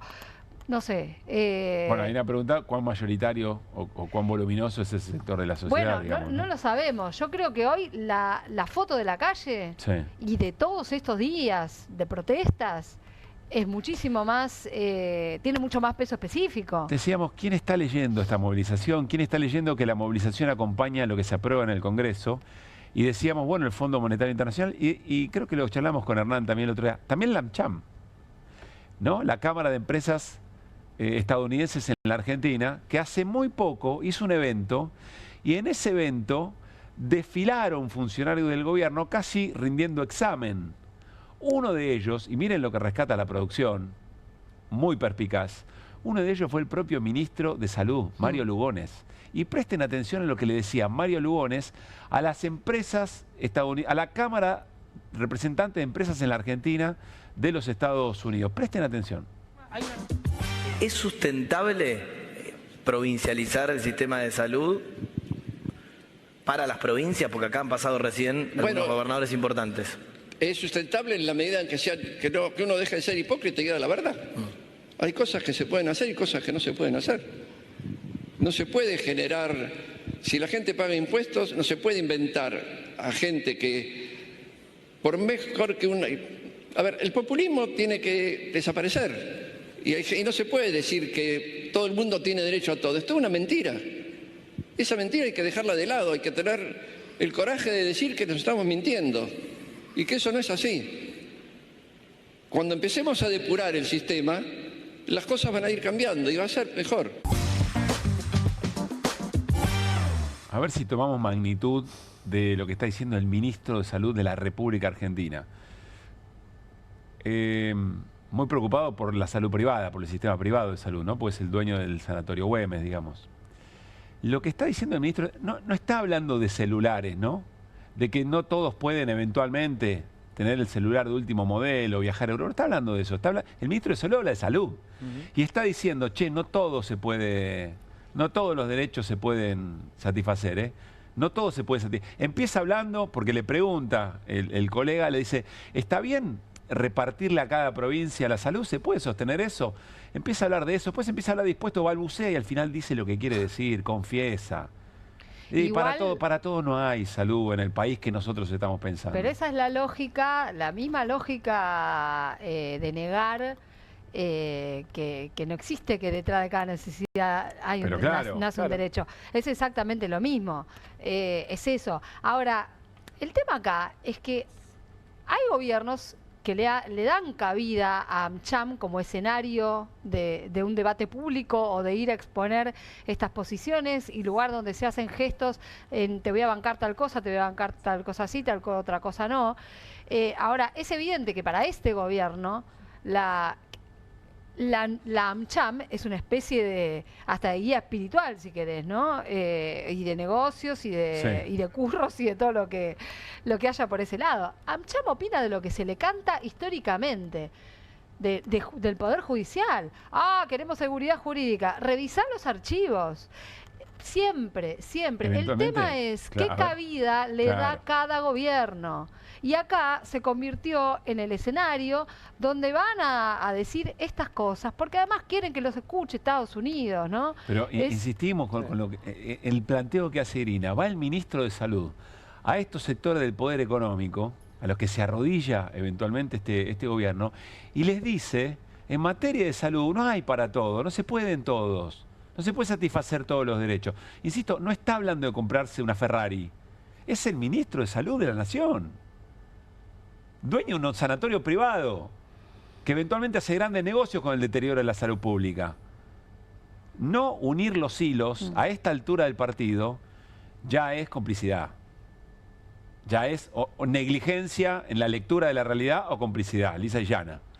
Está en línea, les decíamos que van otros sectores observando la situación, cantándole retruco al gobierno e identificándose con los reclamos. Serena Angulo es residente del Hospital Posadas, probablemente el hospital nacional más importante que tenga la Argentina o uno de los más. Serena, soy Pablo Caruso en QR, con todo el equipo saludamos. ¿Cómo estás? Muy buenas noches. ¿Qué tal, Pablo? ¿Cómo estás? Muchas gracias por recibirme a estas horas de la noche. Gracias por el espacio que me están brindando. Gracias a vos por atendernos a esta hora. ¿Y qué es lo que están padeciendo? ¿Cuál es la situación de residentes del Posadas? Bien, te comento. Como vos decías, el Hospital Posadas es el hospital público más grande del país. ¿Sí? Lo que nosotros queremos visibilizar es la situación que estamos sobreviviendo. Trabajamos entre 60 a 70 horas semanales. No tenemos ningún bono compensatorio, como se estuvo diciendo en las últimas horas. Nuestra redistribución básica es de 797.000 pesos. En 3 de septiembre del año pasado se nos prometió un aumento que 20 días después fue reducido, ¿sí? Sin previo aviso, no nos avisaron. Y desde entonces no hemos tenido ningún tipo de respuesta ni de diálogo con las autoridades. Eso obviamente es lo que venimos reclamando, una recomposición salarial. Esto se ve afectado no solamente por el salario, sino que impacta directamente en menos especialistas formados que quieran elegir hacer una residencia, cierre de camas y de servicios, peor atención en el hospital público, menos turnos, más listas de espera, millones de personas sin acceso a atención médica de calidad. Entonces, bueno, esta crisis no es solo de nosotros médicos residentes, profesionales recibidos que estudiamos, sino que es de todo el sistema de salud entero, porque bueno, quienes hoy nos formamos en hospitales públicos, mañana somos muchos quienes atendemos en consultorios, en guardias y en quirófanos en todo el país, tanto en el ámbito público como en el privado, ¿sí? Claro. Por eso, si no obtenemos una respuesta concreta, el martes 10 de junio vamos a realizar un paro sin guardia, ¿sí? Es una medida que no queremos tomar, obviamente, pero que bueno, que se vuelve necesaria para que nos escuchen las autoridades nacionales. A ver, Serena, ¿en qué año de residencia estás y qué especialidad estás haciendo? Bien, yo estoy en el segundo año de la residencia de neurología de adultos del Hospital Posadas. ¿Y es tu único trabajo? No, no es mi único trabajo. Yo tengo que hacer, así hablando coloquialmente, changas en otras clínicas, guardias, para poder llegar a 1.100.000 pesos, porque la realidad es que estoy, obviamente, mi sueldo debajo de la canasta básica y tengo que tener entre 3 y 4 guardias a la semana para poder, más que nada, pagar el alquiler, los gastos comunes de vivienda que tenemos todo y no mucho más. 2 trabajos, 3, 4 guardias. Uno piensa en la energía que tenés para después llevar adelante la tarea, que es una tarea muy importante para el hospital y para la atención. ¿Cómo podrías ayudarnos a dimensionar esa tarea que hacen el cuerpo de residentes para el Posadas? Bueno, obviamente hay diferentes servicios. Desde el servicio de neurología nosotros tenemos un horario desde las 7 de la mañana, vemos pacientes internados, pacientes de guardia que tienen patología neurológica, los pacientes que tienen un accidente cerebrovascular, que nosotros sabemos que tienen un tiempo limitado en la cual se los puede atender. Después están mis compañeros de clínica médica, que son justamente con los chicos de terapia intensiva y de pediatría, quienes sostienen la labor más intensa de nuestro hospital, con guardias, 8 guardias al mes, con guardias de 24 horas que a veces se extienden, que tienen que revisar pacientes, hacer trabajo administrativo, encargarse de que esos pacientes a la hora del alta puedan recibir una calidad digna de atención. O sea, el trabajo del médico no es solamente ir a atender al paciente, sino es todo lo que lleva por detrás, el trabajo interdisciplinario que tenemos con los chicos de trabajo social, que también están percibiendo este sueldo, los chicos de kinesiología, que también tienen nuestro mismo sueldo. O sea, cuando uno habla de residentes, no solamente hablamos de médicos que nos estamos formando, sino también kinesiólogos, fonoaudiólogos, nutricionistas. Es todo un sistema que se está deteriorando. Serena, estaba pensando también en el marco de la formación, tienen que seguir estudiando también, ¿no? Exactamente, sí. Nosotros, desde lo que es neurología, hacemos el curso superior de la Sociedad Neurológica Argentina, que eso nos demanda muchas horas a la semana, y aparte el curso superior de la Universidad de Buenos Aires. Eso nos demanda tiempo de estudio, que es como seguir haciendo una carrera, porque es nuestra carrera de especialista y de posgrado, y aparte las horas prácticas que tenemos, que son horas asistenciales, que estamos trabajando con los pacientes. Claro. Porque muchas personas piensan que somos gente que está estudiando. No, nosotros somos médicos formados especializándonos. Serena, a alguien se le planteó, diputada nacional, más allá de los nombres propios, se le ocurrió pensar que quizá equivocaron la vocación, que deberían haber pensado mejor que estudiar en función de la salida laboral y cuánto iban a ganar. Bueno, se sabe históricamente que los médicos trabajamos por vocación, pero no hay que confundir vocación con a la hora de pagar cuentas. Yo tengo mi vocación de médica, quiero ser médica, pero lamentablemente eso tiene que ser bien remunerado. No importa, o sea, no pasa por me equivoqué de carrera, este es mi sueño, me tengo que bancar que ganar poco. No, no es así. A mí me gustaría saber si a la diputada le gustaría que la atienda un médico que hace más de 36 horas no pisa su casa, que no pudo dormir, que puede tener un error médico justamente por el mal descanso, por la deprivación de sueño. Me parece que hablar tan sueltamente trae muchas consecuencias. Primero, me gustaría saber si ella puede vivir con 797.000 pesos y luego de que lo viva, ahí nos cuenta qué es lo que piensa. Serena, solo para repasar entonces, ¿están esperando algún tipo de respuesta? Si no hay respuesta, el 10 de junio van a un paro. Exactamente, es así. Sí. Paro sin guardia, no obtenemos respuesta, ya te digo, desde el Ministerio de la Nación estamos sin respuestas. desde nuestro hospital tampoco se nos brinda, nos ofrecieron un bono que decidimos obviamente no aceptarlo, porque la idea es tener un aumento, ¿sí? Que sea remunerativo, no bono no remunerativo. Serena, muchas gracias por atendernos esta noche. No, por favor, muchas gracias a ustedes por brindarnos este espacio. Serena Angulo, médica residente del Hospital Posadas. Recuerden, mantengan fresco todo lo que nos contó. La cantidad de trabajo que tiene, las guardias que hace, su propia formación, cuánto gana, pagar el alquiler. Y ahora sí, 11:22 de la noche, tiene sentido contrastarlo con esta definición de una diputada nacional. Que a mí me permitía tener una salida laboral rápida y donde yo podía ganar dinero para ayudar a mi familia. Yo entiendo que vos tengas sueños y que vos quieras estudiar lo que a vos te gusta. Yo estudié efectos especiales recién a los 28 años, no a los 18. A los 18 tenía que ayudar a mi familia. Y si vos podés no trabajar y estudiar medicina me parece fantástico, pero si vos mientras estás estudiando no te das cuenta que los médicos están mal desde antes, porque esto no es nuevo, digamos, ¿no? Entonces, no es un problema que causó este gobierno. Y la salud pública necesita mejorar ¿desde cuánto tiempo? Es decir, es público, mientras seas estatal no va a estar muy bien, que digamos.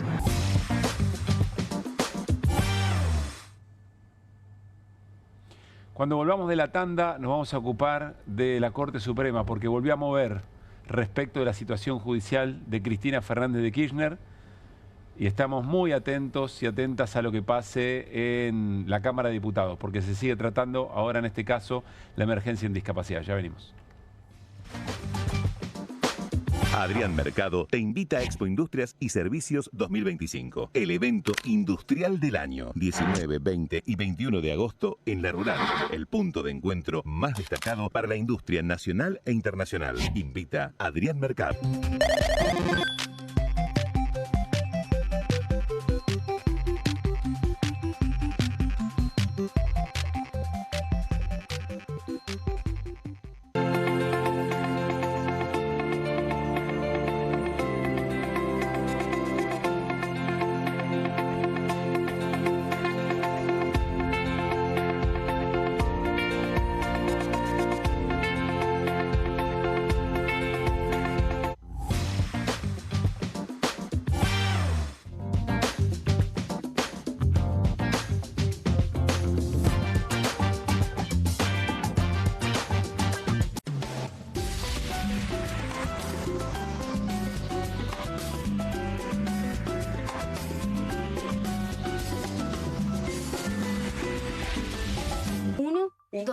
Dos. Bueno, dale, arranca. ¡Pará!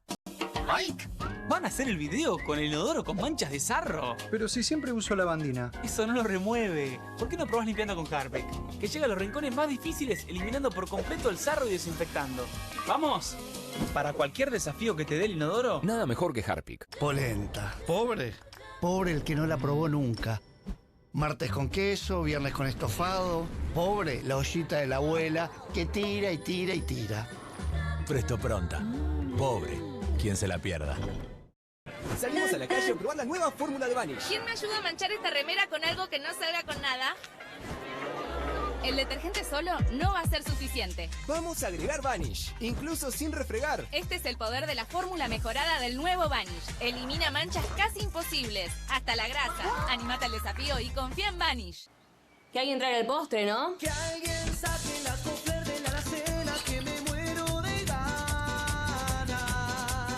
Galletitas, bonobón y choco Kofler de bandejita copada. No te mueras de ganas de comer de postre las Choco Cookies de Kofler. Las casas usan diferentes perfumes. Eligen oler a café en la mañana, a veces a ropa recién lavada y otras a madera. Pero cuando quieren oler a limpio, eligen Prosenex. Sentí el perfume de la limpieza. Prosenex, limpieza que se siente. No te compartas los datos del celu. ¿Salís? Conectate al ahorro. Con Telecentro Wi-Fi prepago podés tener el giga más barato para usar internet fuera de tu casa. Conseguilo en Mercado Pago y disfrutá 10 gigas desde 699 pesos. Telecentro, conectando con vos. ¿Con movimientos circulares? Tu rutina de skincare te debe traer muchos seguidores, pero este baño te los quita. Pero si yo ya limpié mi inodoro con Harpic. Sí, pero te falta el resto de las superficies. Necesitas el Harpic Baños.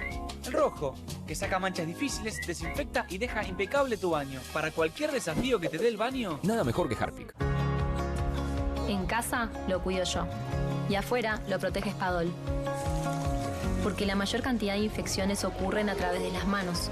Y solo Spadol con su fórmula superior te provee de 12 horas de protección, asegurándote que tu familia permanezca protegida y vos sin preocupaciones. Spadol, protección que te acompaña. Bienvenido a todo Latinoamérica. Caras TV llegó a DirecTV, el canal de las celebridades. Entretenimiento exclusivo las 24 horas del día. Más Caras, con la conducción de Héctor Maugeri. Red Carpet, Caras News, Caras Realeza, Caras Fashion, Caras TV. Llegó a DirecTV. Contenidos exclusivos para toda Latinoamérica. Estudia en la Facultad de Comunicación y en la mayor redacción de América. USBA, Universidad del Sur de Buenos Aires. La Universidad del Grupo Perfil. Licenciatura en Comunicación Periodística. Licenciatura en Comunicación Institucional. Títulos con reconocimiento oficial y validez nacional.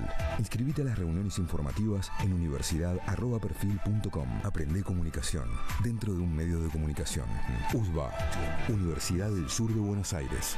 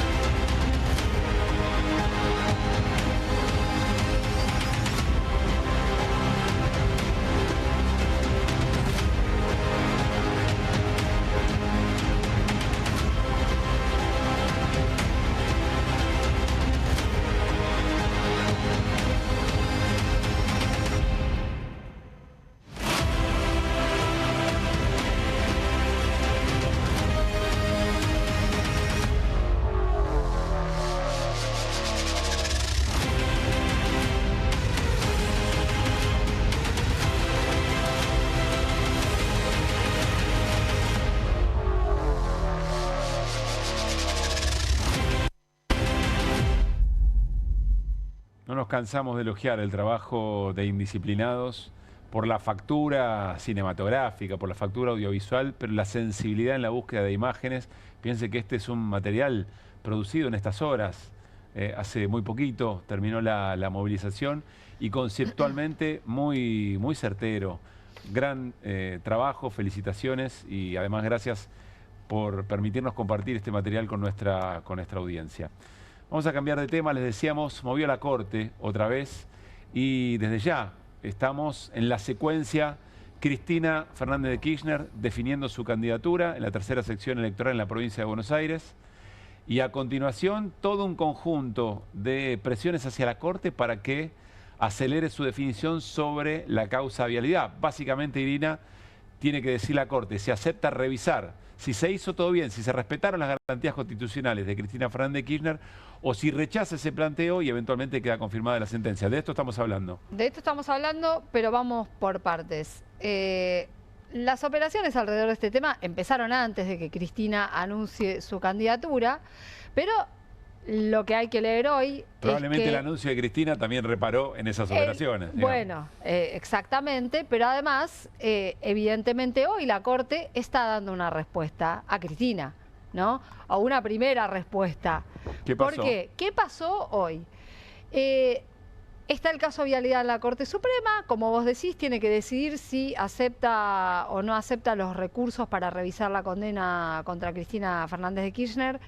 en la causa de vialidad, pero antes que eso, Cristina había recusado a uno de los jueces supremos, a Ricardo Lorenzetti, por algunas expresiones que había tenido públicamente y no públicamente, pero que se habían reflejado en algunos diarios y portales diciendo que la Corte se tenía que apurar en resolver este tema. Cuando los que seguimos estos temas hace mucho tiempo sabemos que la Corte suele tomarse más de 1 año y medio mínimo para resolver casos de estas características. Ese dato es muy importante. Claro. Sí, la Corte estaría haciendo algo muy distinto de lo que viene haciendo en casos similares. Muy distinto. Entonces, lo recusa Lorenzetti. ¿Qué quiere decir? Que ella considera que Lorenzetti no puede participar de la decisión porque no va a ser imparcial, porque hay dudas sobre su imparcialidad. Bueno, esto es sentido común. Yo te pregunto, ¿a vos te parece bien que la persona que es cuestionada vote sobre su posible imparcialidad? Pero cada vez que hay recusaciones, siempre los jueces toman una decisión. Siempre no. Sobre su propia recusación. Siempre en la Corte Suprema y en la Cámara de Casación de los últimos tiempos, sí. En este caso, lo que sucede es que el voto de Lorenzetti era decisivo. Es determinante. Claro, ¿por qué? Porque son 3 los jueces de la Corte. Necesitan 3 votos para sacar una decisión. Sí. En este caso, lo que sí ocurrió es que los 3 coincidieron en rechazar la recusación de Lorenzetti. Lorenzetti coincidió en rechazar la recusación a él mismo. Esto significa, para que titulen los medios de comunicación, la Corte está en condiciones de decidir. Esa es la traducción. Falta la que menos. vas a ver, claro, cuenta regresiva. Sí. Ahora está todo dado, ¿no? Por si faltara algo, hoy a la mañana podías leer en La Nación una nueva nota de Joaquín Morales Solá. Habíamos comentado la del domingo. Comentamos la del domingo, que fue la previa al anuncio de la candidatura de Cristina, pero que era ya el mensaje dirigido a la Corte. Una nota donde Morales Solá dice: la Corte debería decidir antes del 19 de julio, fecha en que vencerá el plazo para inscribir candidatos para las elecciones provinciales en la provincia de Buenos Aires.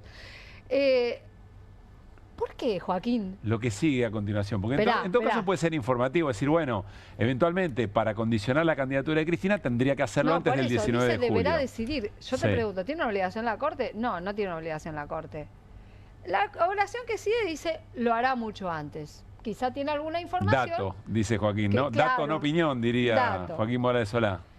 Yo me sigo preguntando si es dato o deseo, en este caso, ¿no? También afirma que, dice esto... Este es el párrafo. Los jueces de la Corte saben que no tienen margen social para demorar la decisión hasta después de que ella sea eventualmente elegida diputada provincial. Margen social.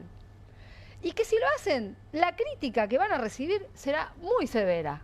Los van a ir a buscar, ¿no? Es tremendo. Una cosa así sería... Naturalizamos un montón de cosas, ¿no? Pero hay que hacer un esfuerzo de tanto en tanto. Un periodista encumbrado que refleja perfectamente el lineamiento ideológico de esa empresa, del Diario de la Nación, dice, la verdad, el costo que pagaría la Corte si no lo hace sería terrible. Claro, sí, bueno, les voy avisando por las dudas, así que apúrense, muchachos.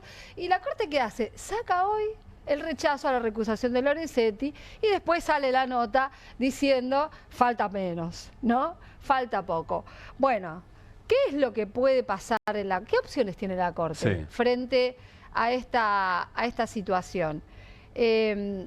A los planteos, ¿no? Hay un recurso de queja de Cristina Fernández de Kirchner y de otros acusados también, ¿no? Vamos a ver. ¿Qué podría hacer la Corte? Rechazar la queja de Cristina Fernández de Kirchner con el llamado artículo 280, no analizan el planteo y lo desechan sin dar argumentos, queda firme la condena. Muy a grandes rasgos, una de las opciones que hay es esta, que la hemos comentado y es la que desean varios medios de comunicación, que dicen probablemente la Corte use el 280 porque no acostumbra a meterse con el fondo de algunas cuestiones. Diría nuestro compañero y amigo Mario Weinfeld, rechazarlo de volea, devolverlo de volea. Exactamente. ¿Le gusta a la Corte a usar 280? Sí, lo hacen muchas veces, pero otras veces no. Hay más opciones. A ver. Hay otras opciones que son entrar en el fondo de la cuestión, abrir los recursos de queja. Abrir los recursos de queja de las defensas y analizarlos Podrían hasta pedir el expediente, si quieren, Pueden ¿no? pedir el expediente, me imagino que eso es tiempo, ahí lo explicas mejor. El resultado puede ser que confirmen la condena o que, como esperan las defensas, la revoquen. ¿Y esto qué implicaría si es esta opción? Si revoca la condena. No, quiero decir, si abre el recurso de queja y lo analizan, me imagino que implica tiempo. Mira, puede ser más tiempo o no. En algunos casos, hoy se lo pregunté a varios penalistas, ¿no? Sí. Me decían, no, si quieren pueden abrirlo, decir, bueno, quedamos bien, abrimos el recurso y lo resuelven rápidamente con algunos argumentos. Bien. Si esto lo hicieran, la verdad es que la lógica Perdón, es quiero que... que me quede claro. Es decir, pueden lo- decir, lo revisamos, pero no necesariamente extenderse el plazo de la cuenta regresiva que tienen muchos ahí en el despacho el 19 de julio. Es No una, necesariamente. Es una cuenta Bien. regresiva que les pusieron, no es una cuenta Está bien, regresiva lo que entiendo, pero exista. quiero decir, lo pueden aceptar y Sí, revisar, pueden no necesariamente apurarse, quiere decir que... Bien. exactamente, pueden hacerlo. Ahora, si revocan, Sí. con poco argumento, esto significa que tiene que volver a intervenir la Cámara de Casación. A ver, esta opción... Es puede- decir, si le dan la razón a Cristina. Sí. Sí. Tiene que volver a la Cámara de Casación, designarse otra sala, Ujú. porque va a ser una opinión distinta, la que pidan, ¿no? Porque Sí. encontrarán razones para que, bueno, para que la Corte, para decir que es un fallo que por distintos motivos, puede ser arbitrariedades o por otras razones Tiene que ser procesales, debiera ser revisado. La verdad es que hay una tendencia muy generalizada a creer que esto no va a pasar, incluso en el círculo más cercano a Cristina, pero estamos explicando cuáles son las alternativas. Ahora, abrir el recurso, si deciden abrir el recurso, sí podrían tomarse tiempo para analizarlo. Por eso digo, no es tan claro el escenario. Y hay una tercera opción, que es la con la que algunos están especulando. El propio Morales Solá, en esta nota que les decía, él no A era ver, tan explícito. La leo y la explicás. Podría abrir los recursos y rechazarlos, todos menos el de la Fiscalía, y decirle a Casación que analice el planteo de elevar la pena de 12 años y aplicar asociación ilícita. Eso demandaría tiempo y que intervenga otra sala de casación, traduzca, Hauser. Bueno, ¿se acuerdan que el procurador Casal dijo que estaba bien lo que decía el fiscal de casación, Mario Villar, que es que no, acá hubo una asociación ilícita, no hubo una defraudación, como dijo la Cámara de Casación? No hubo una defraudación. La condena que tiene Cristina es por defraudación, 6 años de prisión. No, acá hay que poner asociación ilícita, 12 años, ¿no? Esto sería como decir, bueno, que revisen que revise la casación porque quizá el fiscal tiene razón. Ahora, esto sería una ventana de tiempo también. Sí. Por eso, con cierta malicia, Morales Solá desliza en su nota que está esta posibilidad, que es la que algunos entreven que puede llegar a ocurrir. A mí me dicen que hay un solo juez que está en esa tónica. Y este dato de que un solo juez esté en esa tónica, pero que haya un juez que esté pensando en eso y los otros no, abre otra alternativa, que es que la Corte se ve obligada a llamar a conjueces. Ajá. Porque son 3. Tienen que hacer, reiteramos, mayoría de 3. Necesitan ser si 3, si no están de acuerdo en lo que van a hacer, en la cual es la salida, si hay un juez que dice, no, acá hay algo que revisar, sea lo que sea, y hay 2 que dicen, no, vayamos para adelante. O sea, si hay 2 en una postura y uno está en otra, tienen que llamar a conjueces. Porque además están trabajando en una anomalía absoluta que es que de 5 son 3. Claro. ¿No? Bueno, entonces, hay muchas versiones. A mí, hasta cuando Estoy estaba... tratando de leerte entre líneas qué es lo que nos estás queriendo decir. Vos decís que parece haber muchas voces presionando con que la cosa sale casi inmediatamente en rechazo de Sí. Cristina, y vos decís, che, paren un poco, Lo porque que acá... yo tengo es que que no tienen definido lo que van a hacer. Que no está decidido Vos lo que sabés van que a esto hacer. hasta ahora es una información muy fuerte, Irina, Bueno, porque me no sos juego cualquier colega, cualquier Esto está periodista. bien, Si alguien conoce, 2 libros escribiste sobre la Corte, si alguien bueno, conoce... sí, está bien, es así. Yo te digo lo que me dicen mis fuentes. O sea, no hay algo taxativo. Lo que está diciendo Morales Solá, lo está diciendo Morales Solá. No lo sé. No lo Vos está... decís, esto es más presión que certeza, esto es más presión que información. Yo veo más presión que información. Pero sí te puedo decir que la presión es realmente enorme. Yo te diría, no sé si tenemos un momento más para desplayarnos. Tenés un momento más para explayarte, Irina. A mí me interesa que revisemos la antesala de la decisión que tomó hoy la Corte. ¿Por qué Cristina Lo recusa a Lorenzetti, porque tiene que ver con este clima del que estamos hablando. Y si querés, creo que tenemos para repasar qué es lo que decía Lorenzetti, que a Cristina la llevó a hacer esa recusación. A ver, lo compartimos. ¿La Corte, él o los recursos de vialidad de Cristina? Sí, por supuesto. Pero digo, antes de la elección, por ejemplo. Deberíamos, porque no hay ninguna razón para demorarlo más. Por supuesto, esto es una decisión interna. Deberíamos, dice. Deberíamos.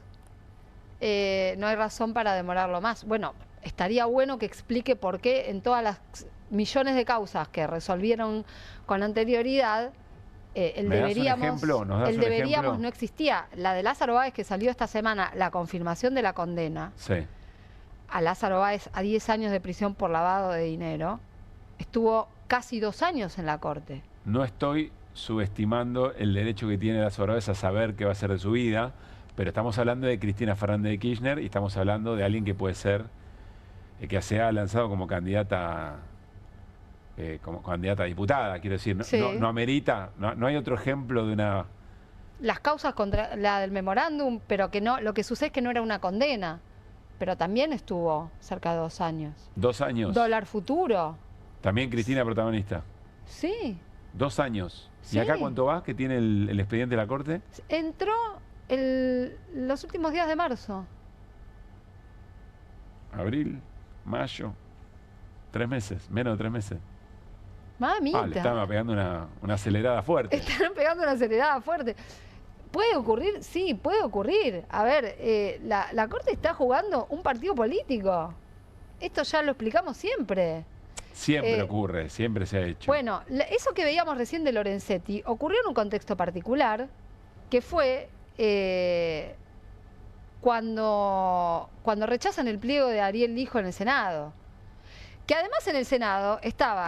Pero expliquemos eso, que a todas voces se sabía que Lorenzetti, creo que era la persona que le había dicho al gobierno, este es el candidato. Anda con Lijo que todo va a estar bien. Exacto. Javier Milei lo tomó, Karina Milei lo tomó, fue la persona que sostuvieron hasta el último minuto y terminó el pliego rechazado.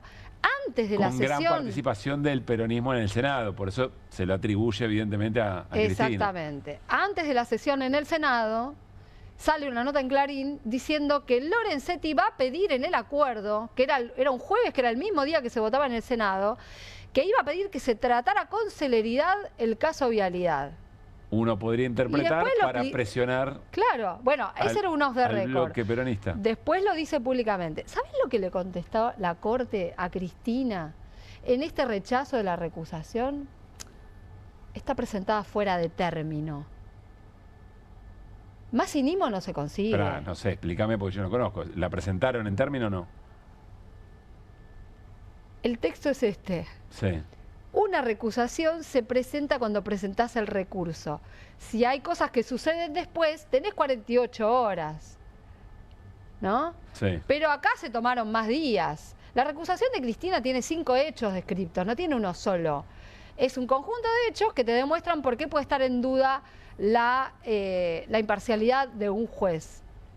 Bueno, pero, insisto, es un partido político, no es un partido donde esté en juego los criterios jurídicos, evidentemente. A mí me queda igual una cuota de esperanza, si no, no te hubiera explicado todas las alternativas que hay, ¿no? Una aclaración para quienes anden por ahí en nuestra audiencia, suponiendo que aquí hay una suerte de subjetividad político-partidaria, afinidad con, en este caso, Cristina Fernández de Kirchner alrededor de este tema. Traten de hacer el ejercicio de pensar si fueran otros dirigentes. Primero, no sé si ocurriría lo mismo, pero que eventualmente estamos hablando no solamente del derecho a representar que tiene eventualmente Cristina Fernández de Kirchner, sino el derecho de una enorme cantidad de personas que quieren ser representados por Cristina Fernández de Kirchner. Y que si hay sospechas sobre toda la causa, porque no olvidemos que aquí hay jueces que jugaban al fútbol con Mauricio Macri. Bueno, eso está planteado en la recusación. Entonces pensemos si ustedes, que insisto, están creyendo que aquí hay una mirada parcial eventualmente, si ustedes fueran juzgados por un juez que juega al fútbol con su principal enemigo, adversario. Hagamos este ejercicio, porque si no todo queda muy desdibujado. Y de lo que estamos hablando es que si no hay confianza en el Poder Judicial es muy difícil la convivencia democrática. Por eso le damos tanto tiempo a este tema, por eso nos parece muy importante. Probablemente es la misma razón por la cual en otros lugares no se le da tanto tiempo y no se habla mucho de este tema. Bueno, en algunos antes no se hablaba, ahora sí. Pero estamos hablando sobre el sistema democrático, sobre nuestra convivencia democrática. Lo dijimos muchas veces. Si yo estoy jugando un partido de fútbol y no confío en el referí, ya no me voy a preocupar por ganarle a Guido Bambini en el fútbol o a Irina en el partido, dentro de las reglas de juego del partido. Lo que voy a tratar de hacer, si sé que el referí es bombero, es generar poder para condicionar al referí y que me cobre un penal en la mitad de la cancha. Pero inmediatamente mi relación con mi adversario ya es una relación muy distinta. No es una relación de pares, no es una relación de misma regla de juego, es una relación de matar o morir. Y quizá ahí está el origen de una enorme cantidad de violencias con las que estamos lidiando en este tiempo. A no equivocarse con estas cosas, ¿eh? Porque si fuera Mauricio Macri, o si fuera Elisa Carrió, o Miguel Ángel Pichetto, o el que ustedes quieran, estaríamos diciendo lo mismo. Porque es una gravedad institucional flagrante, flagrante. Me hiciste acordar que mencionaste a Macri, un caso que tuvieron durante 3 años, es una causa que era una cuestión que parecía técnica, pero que Mauricio Macri estaba esperando, el caso del correo. El caso del correo, que Macri quería a toda costa que fuera definido la quiebra del correo, sí, ¿no? Que implicaría que la empresa, que es la columna vertebral del grupo empresario de los Macri, tenga que poner muchísimos millones de pesos, incluso para resarcir al Estado, ¿no?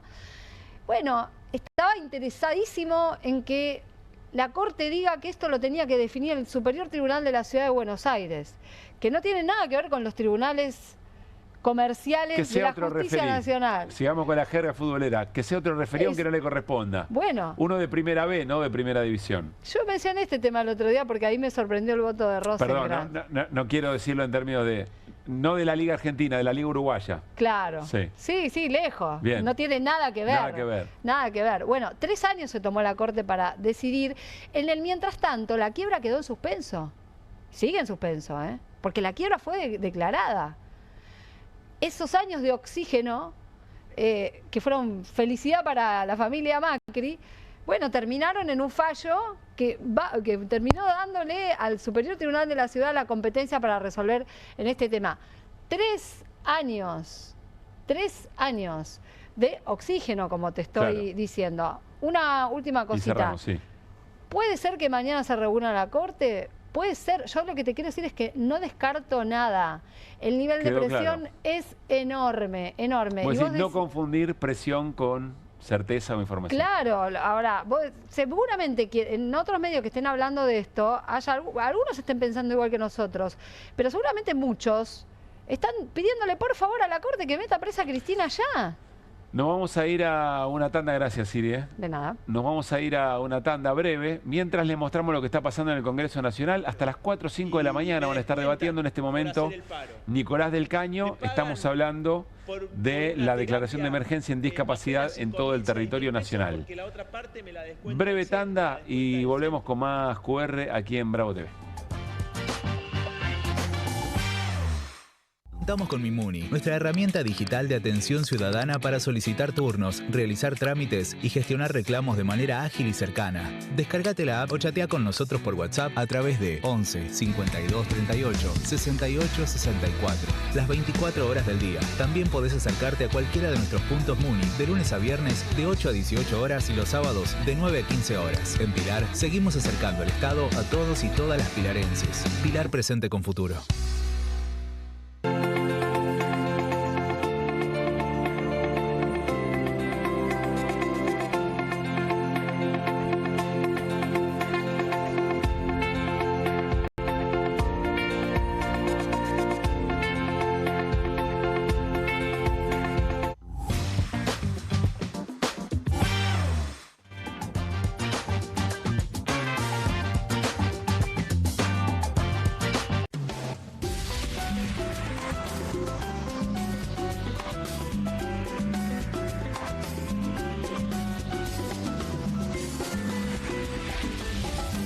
Salimos a la calle a probar la nueva fórmula de Vanish. ¿Quién me ayuda a manchar esta remera con algo que no salga con nada?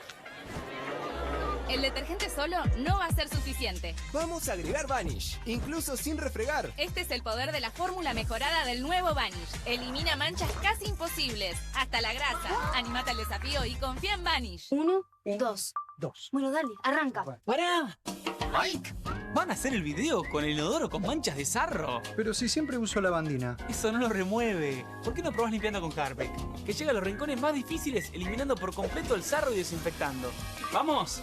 Para cualquier desafío que te dé el inodoro, Nada mejor que Harpic. Bonobón presenta su nuevo chocolate. Con la textura irresistible de las galletas y el relleno único de Bonobón, combinado con nuestro mejor chocolate. Lo vas a amar. Probá también el nuevo Bonobón Coco. Cremosidad que enamora. En casa lo cuido yo. Y afuera lo protege Spadol. Porque la mayor cantidad de infecciones ocurren a través de las manos. Y solo Spadol con su fórmula superior te provee de 12 horas de protección, asegurándote que tu familia permanezca protegida y vos sin preocupaciones. Spadol, protección que te acompaña. Nueva Saladix extra picante. Posta, picarán más que las otras.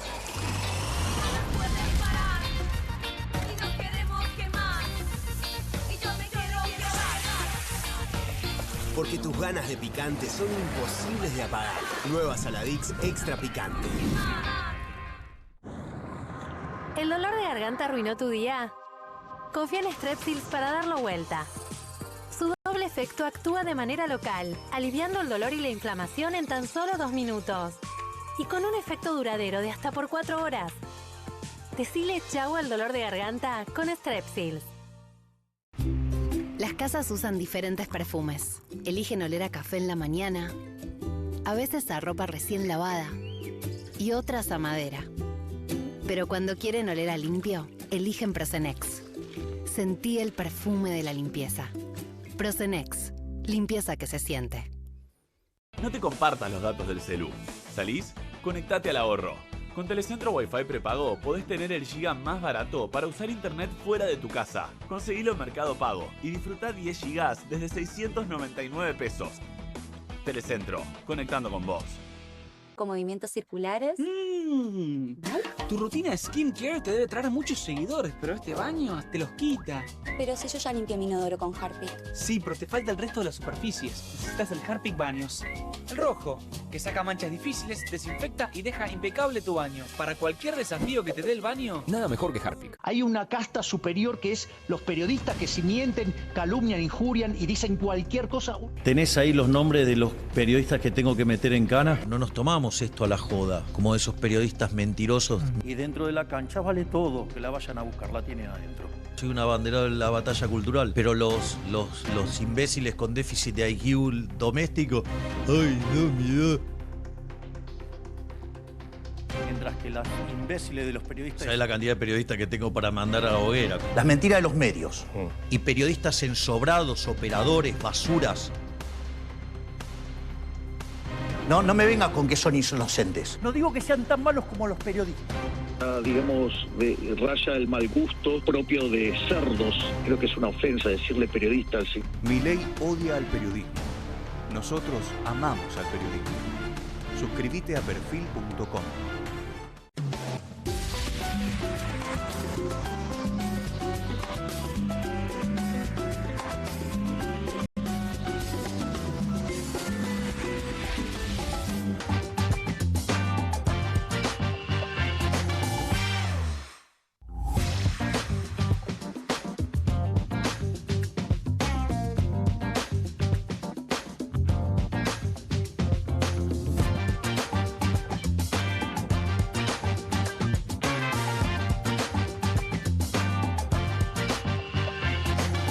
Muy bien, seguimos en QR. Todavía nos queda algo más para compartir. Volvemos un segundito al Congreso Nacional, a la Cámara de Diputados, porque allí está exponiendo Luis Picat, de la Liga del Interior, cordobés, uno de los héroes, ¿no? de los vetos de la vez pasada, del año pasado, sobre la ley de emergencia en discapacidad. Uno de los que cambió el voto, ¿se acuerdan?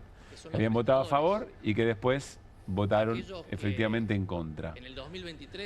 Pero vamos a hablar de otra diputada, estamos hablando de Juliana Santillán, que dicen desde el gobierno le tejieron una emboscada, la hicieron ir a hablar acerca de cuánto sale una canasta básica y compararlo con un salario del Hospital Garrahan, y la emboscaron. Bueno, se emboscó medio sola, ¿no?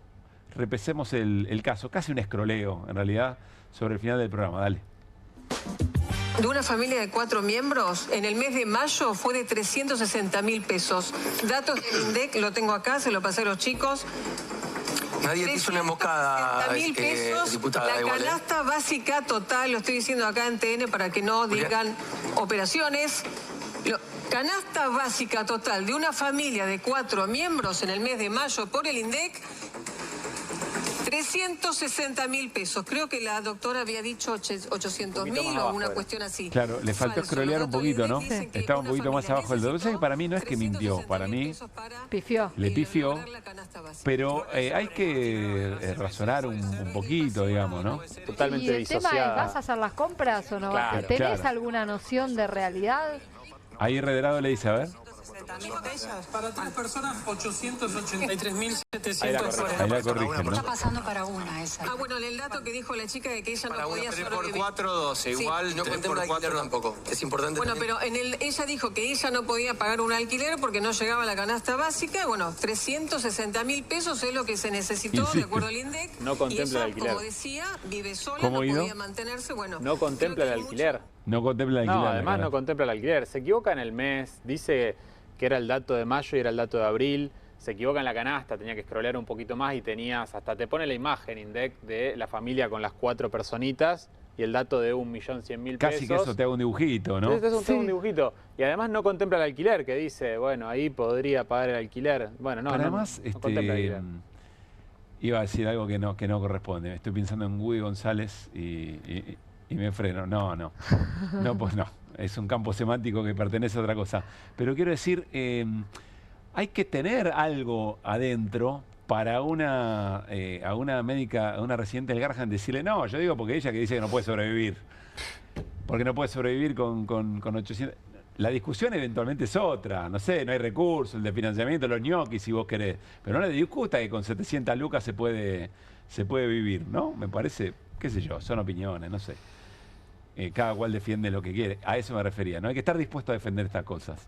Sí, pero están bastante acostumbrados a discutir la realidad. Tienen su realidad paralela, viste, medio incrustada. Pero muy enojados en las redes porque sienten que fue ATN que TN las emboscó. Con esa cosa del grupo Clarín medio bipolar. Pero eso es una patraña. No se notó. No se notó mucho. No, emboscada, eso. Nos estamos despidiendo. Nos reencontramos mañana jueves a las 10 de la noche. Vamos a volver a hacer QR. Insistimos, y nos quedamos por supuesto atentos a lo que pase en diputados. Mañana lo vamos a seguir conversando respecto de la ley de emergencia en discapacidad. Guido Bambini, gracias por haber estado acá. Muchas gracias. Irina, un placer, como siempre.